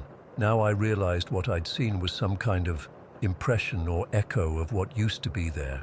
Things got much worse after my uncle died in the house from a heart attack. It was like his death energized whatever was in that house. Objects would move from where we left them. We'd wake up to find the front door standing open. The children appeared more frequently and they seemed upset, agitated, and the black figure, it wasn't just in my grandmother's room anymore. I saw it in the hallway, the kitchen, even standing at the foot of my bed one night. My parents finally admitted something was wrong when my dad's car keys disappeared from the kitchen counter and turned up 3 days later in the attic, a place he hadn't been in months. We moved out 2 weeks later. I've never been back to that house. I don't know who lives there now or if they experienced the same things we did. Part of me wants to warn them, but another part knows they probably wouldn't believe me. Sometimes I still dream about those children, not the black figure. Never that, thankfully. Just the little girl and boy, watching me from a distance with those sad eyes. I wonder if they're still there, following the new family around, trying to be noticed, trying to be remembered. And sometimes when I'm alone in my apartment, I'll catch a glimpse of yellow out of the corner of my eye. I never turn to look. Some things, once seen, never really leave you.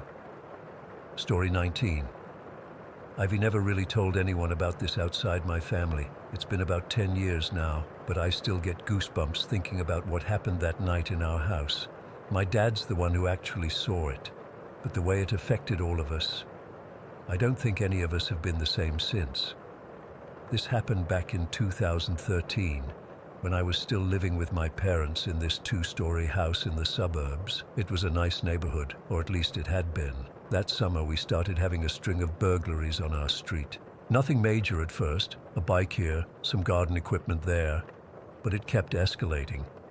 The Andersons, 2 houses down, had their car broken into. Then the Wilsons had their shed cleaned out completely. Dad had just bought this beautiful Honda motorcycle he'd been saving up for literally years. It was his pride and joy, seriously. He'd wanted one since he was a teenager, and he finally got it at 47 years old. The timing couldn't have been worse though, because our garage door had broken the week before. The spring mechanism snapped, and the repair company couldn't come out for another 5 days, so the bike was just sitting there, visible through the side windows of the garage, practically begging to be stolen. Dad was freaking out about it. He'd even set up this folding chair right by the front window where he could see the driveway and part of the garage. Mom thought he was being ridiculous, but he was determined to stand guard until the garage door was fixed. "I'm not letting some punk steal my bike when I've waited my whole life for it," he kept saying. Our house has this layout where the main staircase is visible from the living room, where Dad had set up his lookout post. It's one of those houses where you walk in the front door, and there's a hallway, and then the stairs going up are right there, and the living room opens up to your right. From where Dad was sitting, he could see both the front window and the staircase in his peripheral vision. The night it happened, we'd all gone to bed around 10:30. Dad insisted he was going to stay up all night on patrol, as he called it. Mom just rolled her eyes and went upstairs to bed. My sister and I thought it was kind of funny. Dad sitting there with his baseball bat and thermos of coffee like some kind of security guard. I remember teasing him about it before heading upstairs to my room. I fell asleep pretty quickly that night. Nothing seemed out of the ordinary. But around 3 in the morning, I woke up needing to use the bathroom. As I was coming back to my room, I heard Dad's voice downstairs. He sounded strange, Not quite yelling, but definitely agitated. I figured maybe he'd nodded off and was having a weird dream or something, so I went back to bed without checking on him. The next morning at breakfast, Dad looked absolutely exhausted. His eyes were bloodshot, and he kept staring into his coffee cup like he was trying to find answers in there. Mom asked if he'd stayed up all night, and that's when he told us what happened. According to Dad, he'd been sitting in his chair around 2:30 in the morning. The house was completely silent. He admitted he was starting to doze off a bit, but he kept jerking himself awake. He said he was looking out the window when he heard something, a whisper coming from the direction of the staircase. At first, he thought it was just the house settling or maybe the wind outside, but then he heard it again, clearer this time. He said it sounded like someone saying his name, really softly. When he turned to look at the staircase, he saw Mom standing there on the third step from the bottom. "I thought maybe your mother had gotten up to use the bathroom or get some water," Dad explained, his hands shaking a little as he held his coffee mug. So I said, "Can't sleep?" But she just stood there, staring at me with this weird smile. Dad said he felt uncomfortable immediately. Something about the way Mom was standing there didn't seem right. Her posture was too stiff, and though he could see her face in the dim light from the street lamp coming through the window, something about her expression seemed off. Then I remembered, Dad continued, his voice getting quieter, that I had checked on your mother just an hour before. I'd gone upstairs to use the bathroom and peeked in our bedroom. She was fast asleep, snoring away like she always does.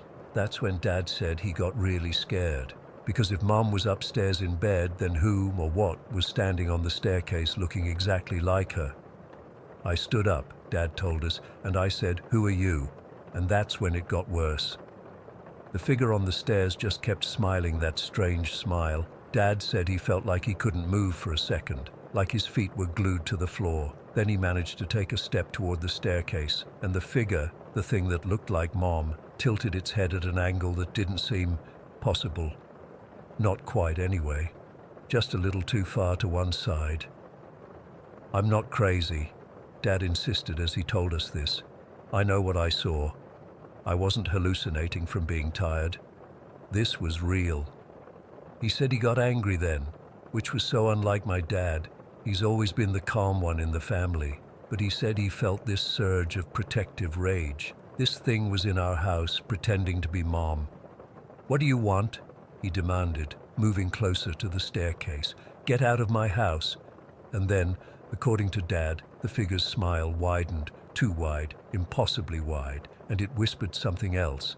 Dad couldn't make out the words, but he said the sound made the hair on his arms stand up. Then I blinked, Dad said, and it was gone, just vanished. No sound of footsteps, no movement. 1 second it was there and the next it wasn't. Dad told us he spent the next hour checking every door and window in the house. Everything was locked tight. He even went upstairs and checked on all of us. Mom was still sound asleep in bed. My sister and I were in our rooms, everything normal. He said he eventually went back to his chair by the window and somehow, despite being absolutely terrified, fell asleep there from sheer exhaustion around 5 in the morning. Mom tried to tell him it was just his mind playing tricks on him from being overtired, but Dad was adamant. "I know what I saw," he kept saying. "It wasn't a dream. It wasn't my imagination." What freaked me out the most was how certain Dad was.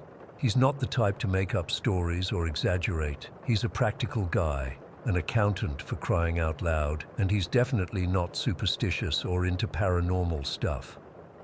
Before this, he'd always laugh at ghost stories and roll his eyes at horror movies. After breakfast, when Mom went upstairs to get dressed, Dad looked at me and my sister and said in this really serious voice, "If you ever see Mom or me or each other acting strange, not quite right, don't approach us. Don't follow us anywhere. Make sure you verify it's really us first." That sent chills down my spine, because Dad wasn't joking. He really believed something had been in our house that night, something that could look like Mom. Over the next few days, we were all on edge. Dad installed a bunch of new locks and even set up some security cameras. Mom was still skeptical, but even she started double-checking the doors at night. About a week later, I was home alone after school when I heard Mom call my name from upstairs. I started to head up, but then I remembered what Dad had said. I called back, "Hey, where are you exactly?" There was no answer. I called again, louder this time. Nothing. I texted Mom immediately. "Are you home?" She replied within seconds. "No, at grocery store. Why?" I've never run out of a house so fast in my life. I waited at the neighbors until Mom actually came home with the groceries.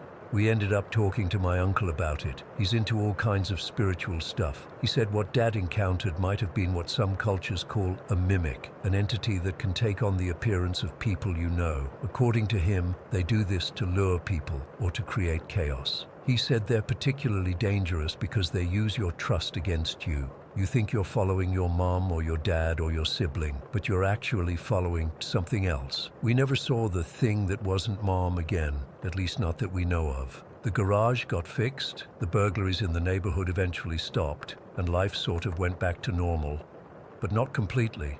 To this day, my family has this weird little verification system.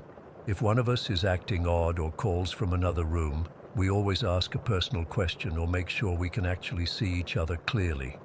My college roommates thought it was weird how I always needed visual confirmation if they called me from another room. The most disturbing part for me isn't just what Dad saw that night, it's the question that keeps me up sometimes. What if that thing had called Dad over? What if he had followed it somewhere? Where would it have led him? And what would have happened then? I don't have answers. Maybe Dad really was just exhausted and hallucinated the whole thing. Maybe there's a rational explanation, but I've seen the look in his eyes when he talks about it, even now, years later. He believes what he saw was real, and honestly, I believe him too, because sometimes, late at night when I'm alone in my apartment, I swear I hear someone calling my name from another room, a room that doesn't exist. Story 20. I still don't know what to make of what's been happening in my home. I've been putting off writing about this for ages because I worry people will think I'm crazy or making it up. But after what happened last week with my friend Jess, I need to get this off my chest. I'm 32 and live alone in a small apartment in Melbourne's inner suburbs. I've always been what you might call sensitive to things others can't see. But what's been happening lately is on another level entirely. Since I was a kid, I've seen these colored orbs in my vision. For the longest time, I thought everyone saw them, like those little floaters people get in their eyes, just more colorful. It wasn't until I mentioned them to my mum when I was about 12 that I realized this wasn't normal. She looked at me like I had two heads and immediately booked me an appointment with an optometrist. My vision was perfect. No explanation for the orbs. When I was 17, I had a bad accident, fell off a horse during a competition and damaged my spinal cord and brain. The recovery was brutal. 6 months of physical therapy just to walk properly again, and I still have issues with my balance and coordination. The doctor said I was lucky to be alive, let alone walking. The orbs stayed with me through all of this, but I noticed they changed color during migraines or when I was particularly stressed. During panic attacks, they'd swirl faster, almost like they were responding to my emotional state. Fast forward to about 3 months ago, I was up late, heating leftovers in the microwave when I saw something out of the corner of my eye near my fridge. Not an orb, something much bigger. When I turned to look directly at it, I could make out what looked like a human-sized figure, but it was translucent, like looking through foggy shower glass or clear contact paper. No features I could make out, just this vague human shape standing there. I froze. My cat Milo, who had been lounging on the counter, was staring right at the same spot, ears perked up. The microwave beeped, making me jump, and when I looked back, the figure was gone. I convinced myself it was exhaustion. I'd been pulling extra shifts at work that week and was running on about 4 hours of sleep a night. 2 nights later, I saw it again, this time near my front door. I was heading out to grab some groceries, keys in hand, when I noticed that same translucent figure just standing there. It wasn't moving, just existing in the space. I blinked hard and it was still there. I actually said hello out loud, feeling ridiculous immediately after. No response, obviously. I walked toward it, and it disappeared as I got within about a meter of it. Over the next few weeks, I saw it more and more frequently, always in the same two spots, either by my fridge or near the front door. During the day, it was that same foggy, translucent appearance, but at night, that's when things got truly unsettling. The first time I saw it at night was about 3 weeks after the initial sighting. I woke up around 3 in the morning with that feeling of being watched. My bedroom was dark except for the faint glow from my digital clock. As my eyes adjusted, I could make out a darker shadow standing at the foot of my bed. Not translucent this time, darker than the surrounding darkness. I couldn't move. It felt like my chest was being compressed. The figure just stood there, hovering slightly above the floor. I must have eventually fallen back asleep because when I woke up in the morning, it was gone. This became a regular occurrence. 2 or 3 times a week, I'd wake up to find this figure in my room. The weird thing is, I never felt threatened by it. Unsettled, yes. Freaked out, absolutely. But not in danger. If anything, it felt protective, like it was keeping watch. I know how that sounds, but it's the only way I can describe it. I didn't tell anyone about this for weeks. I mean, what was I supposed to say? Hey, by the way, I've got a ghost roommate who likes to stand by my fridge and watch me sleep. But it was starting to affect me. I wasn't sleeping well. I'd catch myself staring at the spots where I'd seen it, waiting for it to appear again. Milo would randomly hiss at empty space or sit and stare intently at nothing for hours. About a month ago, my friend Jess came over for dinner. We were catching up, drinking wine, normal stuff. At one point, she got up to use the bathroom, which meant walking through the spot by the door where I often saw the figure. I didn't say anything. There was nothing visible there at the time. As she walked through that spot, she suddenly stopped mid-sentence and shivered violently. "Bloody hell, what was that?" she said, rubbing her arms. "It just got freezing cold right here." I felt my stomach drop.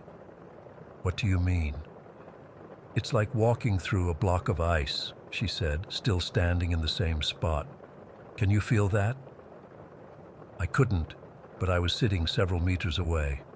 I got up and walked over to where she was standing. Nothing, no cold spot for me. "It's gone now," she said, looking confused. That was bizarre.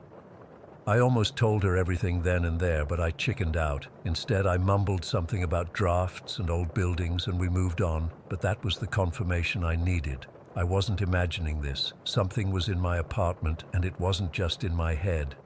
The next day, I did something I probably should have done weeks earlier. I researched the history of my building.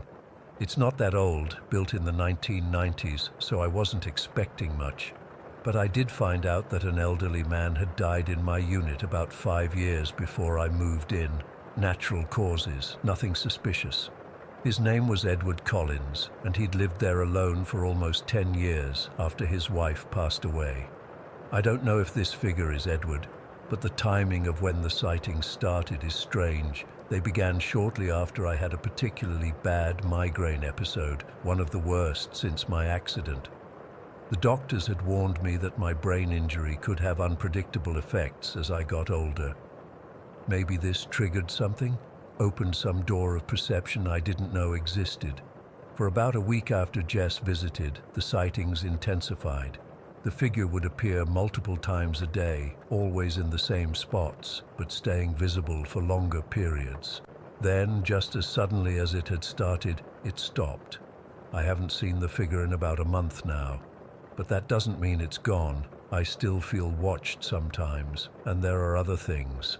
Unexplained smells that come and go. Sometimes it's a floral perfume, old-fashioned, like something my grandmother would wear. Other times it's shoe polish or the distinct smell of the beach, salt and seaweed. None of these smells have any business being in my apartment. Milo still stares at that spot by the door sometimes, his tail twitching, eyes following something I can't see. Last week I was in the kitchen making tea when all three of the cabinet doors flew open at once. No draft, no windows open, nothing that could explain it. 2 days ago, I was having another migraine, lying in bed with the lights off. The orbs were particularly active, swirling around my vision in blues and purples. As I lay there, I felt a pressure on the edge of my bed, like someone sitting down. My first instinct was to panic, but instead of fear, I felt an overwhelming sense of calm wash over me. The pain in my head began to subside. I whispered, "Thank you," into the darkness, feeling slightly ridiculous, but also somehow certain that whatever or whoever was there could hear me. The pressure remained for about 5 minutes, then lifted. My migraine was completely gone, something that never happens. They usually last for hours, sometimes days. I don't know what to make of all this. I've considered seeing a doctor again, getting my brain checked out.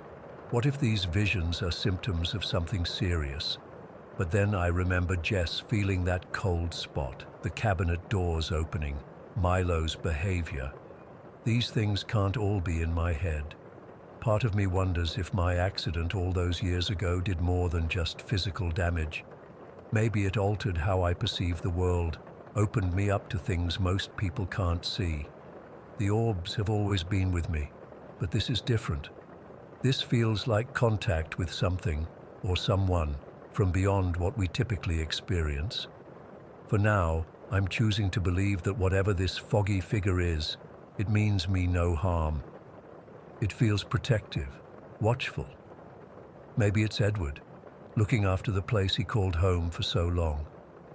Maybe it's something else entirely. I just know that I'm not afraid anymore. Curious, yes. Confused, definitely, but not afraid. I still haven't told anyone else about this. Jess would probably think I've lost it if I connected her cold spot experience to a ghost, but I needed to share this somewhere with people who might understand or have experienced something similar. If you've seen something like this, or if you know what these translucent figures might be, I'd love to hear about it. I feel like I'm just at the beginning of understanding what's happening in my home and what might be happening to me. Story 21. I don't usually share this stuff, but I need to get it off my chest. Growing up in my grandmother's small country house in the Midwest was an experience that still gives me nightmares. I lived there for several years with my mom, sister, and grandma after my parents got divorced when I was around 5 years old. There was always something wrong with that house. The air felt heavy, like something was constantly pressing down on you. Even on bright, sunny days, it felt like there was a shadow hanging over everything. The first really terrifying thing happened when I was about 5 or 6. My mom had just bought me and my sister new bunk beds, and I was excited to sleep in the top bunk. That night, I woke up suddenly. I don't know why, but something just pulled me out of sleep. My room was dark except for this little nightlight by the door that cast weird shadows. I remember lying there trying to figure out what woke me up when I saw it. There was this figure, a dark silhouette standing by my bedroom door. It was tall, wearing what looked like a long coat and a wide-brimmed hat. I froze completely. I couldn't even scream. It just stood there for a moment, and then it started to slide, not walk, slide, across the floor toward my bed. It didn't make a sound, no footsteps, nothing, just this silent gliding movement. I was so scared I couldn't breathe. The only thing I could think to do was pull the covers over my head and squeeze my eyes shut. I was shaking so bad the whole bed was probably moving. I stayed like that for what felt like hours, too terrified to look. When I finally got the courage to peek out, it was gone. I didn't sleep at all that night. When I told my mom the next morning, she just said it was a nightmare. But I know what I saw. It wasn't a dream. There was another incident when my mom's boyfriend was over. They were watching TV in the living room late at night when this dim, glowing orb, like a ball of light, floated down the stairs. My mom described it as about the size of a softball, just floating through the air. It drifted right over the TV, across the room, and through this beaded doorway that led to one of the guest bedrooms. The beads actually moved as it passed through them, making that clicking sound they make when disturbed. My mom and her boyfriend both freaked out. They tried to tell themselves it was headlights from a car on the road outside, but the road was too far away, and the light moved in a way that couldn't be explained by headlights. Plus, headlights don't move beaded curtains. When I was about 7, I got a PlayStation for Christmas. I used to wake up super early to play before everyone else got up. The living room where the TV was had this doorway that led to the kitchen, and beyond that was the door to the basement. Multiple times, and I mean at least 5 or 6 different occasions, I saw a black figure walk through that kitchen doorway toward the basement. It was always just at the edge of my vision, and when I'd turn to look directly at it, it would be gone. But I know I saw something. My mom eventually admitted she'd seen something similar. She said she was washing dishes one day and felt like someone was watching her. When she turned around, she saw a dark figure peek around that same corner, like it was observing her before disappearing. She tried to play it off, but I could tell she was scared. Then there was the bat incident. We were all sitting in the living room one evening when this bat suddenly appeared, flying around the room.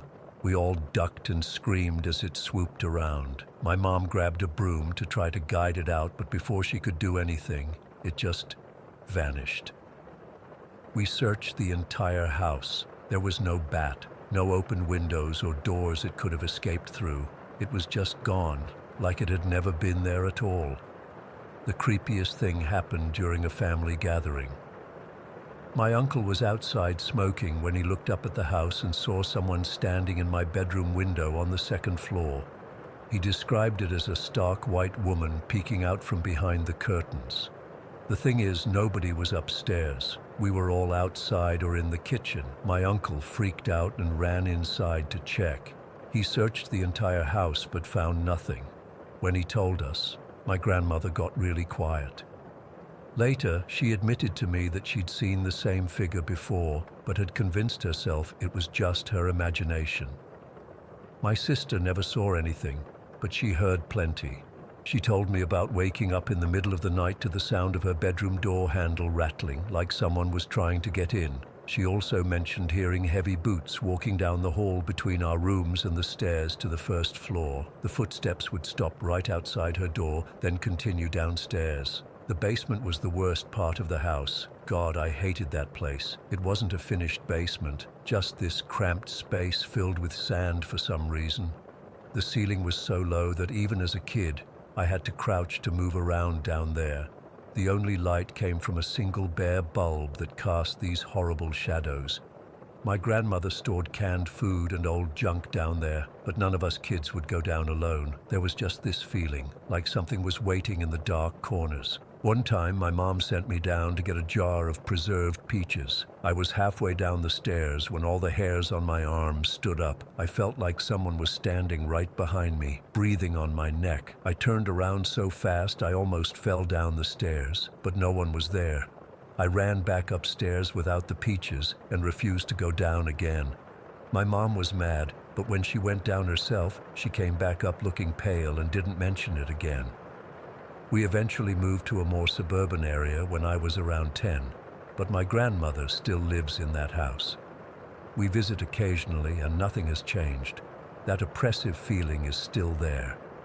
My grandmother dismisses all the weird noises, the footsteps, the creaking, as just the house settling, but I notice how her cat stares into empty corners, tracking something invisible across the room. That cat will suddenly arch its back and hiss at nothing, its eyes following something none of us can see. During our last visit, I stayed in my old room again. I couldn't sleep the entire night. Around 3 in the morning, I heard what sounded like someone pacing in the hallway outside my door. Slow, deliberate steps, back and forth, back and forth. I was too scared to get up and check, but I know those weren't the sounds of an old house settling. The worst part. That same night, I woke up suddenly feeling like I couldn't breathe. There was this immense pressure on my chest, like someone was sitting on me. I opened my eyes and saw the same dark silhouette with the wide-brimmed hat leaning over me. I couldn't move, couldn't scream. It was like my entire body was paralyzed. The figure just hovered there for what felt like forever before dissolving into the darkness. When I could finally move again, I turned on every light in the room and stayed awake until morning. I've tried researching the history of the property, thinking maybe someone died there or something, but haven't found anything conclusive. My grandmother bought the house in the 1970s, and as far as I know, there weren't any tragic events that happened there. But something is definitely wrong with that place. What freaks me out the most is how my grandmother has just accepted it. Like living with whatever that thing is has become normal for her. Sometimes I catch her talking to herself when she thinks no one is listening. Once I heard her say, "Leave the boy alone, he's just visiting." I didn't ask who she was talking to. Last Christmas, we were all there for dinner, and the power suddenly went out. While my mom was looking for candles, we heard this loud thump from upstairs, like something heavy had fallen. My uncle went up to check and found all the dresser drawers in my grandmother's room pulled out and the contents scattered across the floor. My grandmother just sighed and said, "It doesn't like when there are too many people in the house." I'm 24 now, and I still get goosebumps thinking about that house. I've lived in several places since then, even had a college dorm room that was supposedly haunted, but nothing compares to my grandmother's house. That place has a darkness to it that I've never felt anywhere else. Sometimes I worry about my grandmother still living there alone. I've suggested she sell the place and move into something smaller, closer to us, but she refuses. She says the house needs her. What does that even mean? When I asked her to explain, she just changed the subject. I don't know what's in that house. I don't know if it's a ghost or something else entirely. All I know is that it's real, it's aware, and for some reason it seems particularly interested in me. Even now, hundreds of miles away, I sometimes wake up in the middle of the night with the feeling that something is standing at the foot of my bed, watching me, something wearing a wide-brimmed hat. Story 22. I've never been superstitious, not really. Growing up in Malaysia, you hear all sorts of ghost stories, but I always brush them off. That changed after what happened in Ipoh 4 years ago. I still get goosebumps thinking about it, and I've been hesitant to share this with anyone outside my closest friends, but I need to get this off my chest. It was August 2014 when I flew back to Ipoh for my childhood friend May's wedding. I'd been living in Singapore for almost 7 years by then, working as a financial analyst. Life in Singapore is fast-paced and modern, the complete opposite of my sleepy hometown. I was excited to go back, see old faces, eat the food I grew up with. The wedding was scheduled for Saturday, but I arrived on Thursday to help with preparations. My parents had moved to Kuala Lumpur years ago, so I was staying at my aunt's place in the old part of town. On Friday morning, I decided to walk around and revisit some childhood spots. The town had changed, but not as much as I'd expected.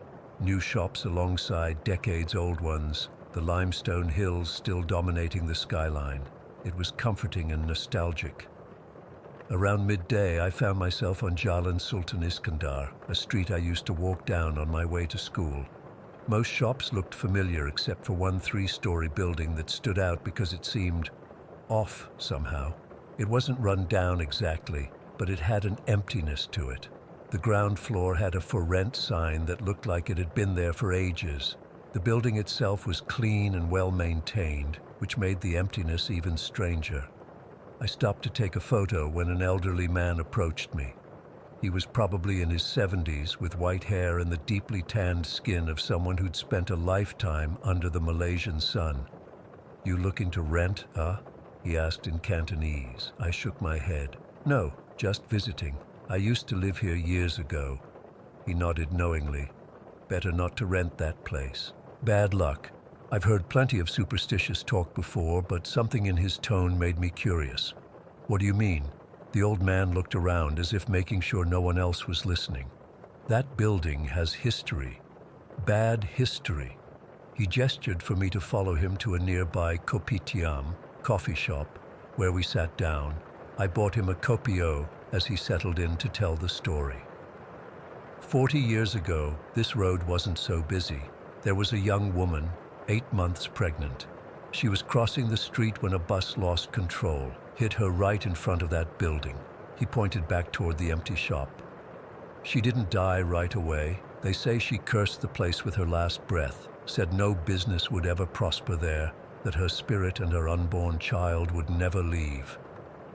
I felt a chill despite the sweltering heat, and the businesses there failed. Every single one, restaurant, hardware store, clothing shop, none lasted more than a few months. Strange things happened, items moving on their own, customers hearing a woman crying. Some even claimed to see a pregnant woman in the corner of their eye, but when they turned to look, no one was there. I sipped my tea, telling myself this was just another ghost story, the kind that circulates in small towns everywhere. In 2010, he continued, a man from Penang bought the building. He wanted to open a furniture shop. Smart businessman, but not from around here. We warned him, but he didn't believe in ghosts. The old man shook his head. He started renovations, and that's when the accidents began. Workers falling off ladders, tools disappearing. One worker said he saw a pregnant woman standing in a corner that wasn't there when he looked again. So, what happened to the furniture shop? I asked, increasingly unsettled but also skeptical. The owner was stubborn but not stupid. After 3 workers quit, he consulted a Taoist priest.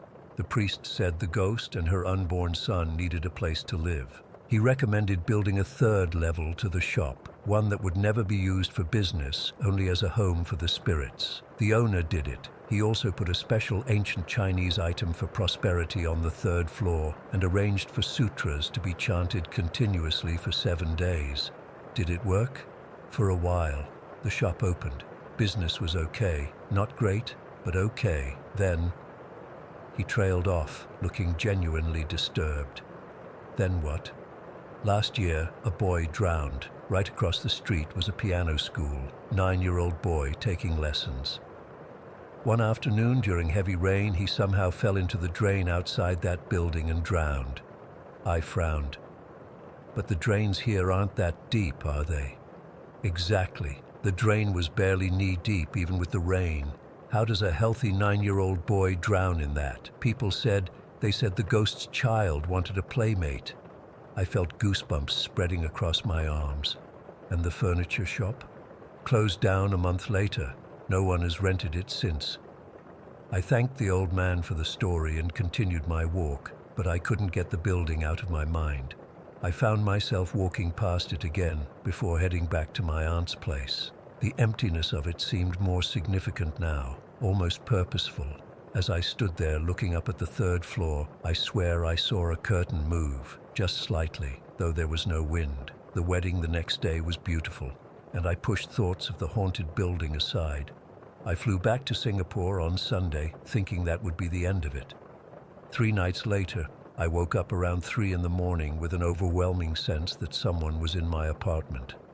I live alone in a small 1-bedroom place in Toa Payoh. I sat up, heart pounding, and nearly screamed when I saw a small figure standing at the foot of my bed.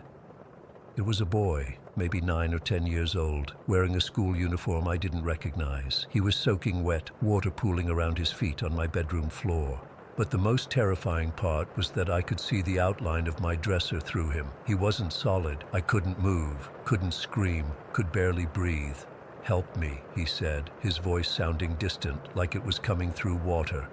"I'm lost." Finding my voice, I managed to whisper, "Who are you?" "Lin Wei. I need merit to move on."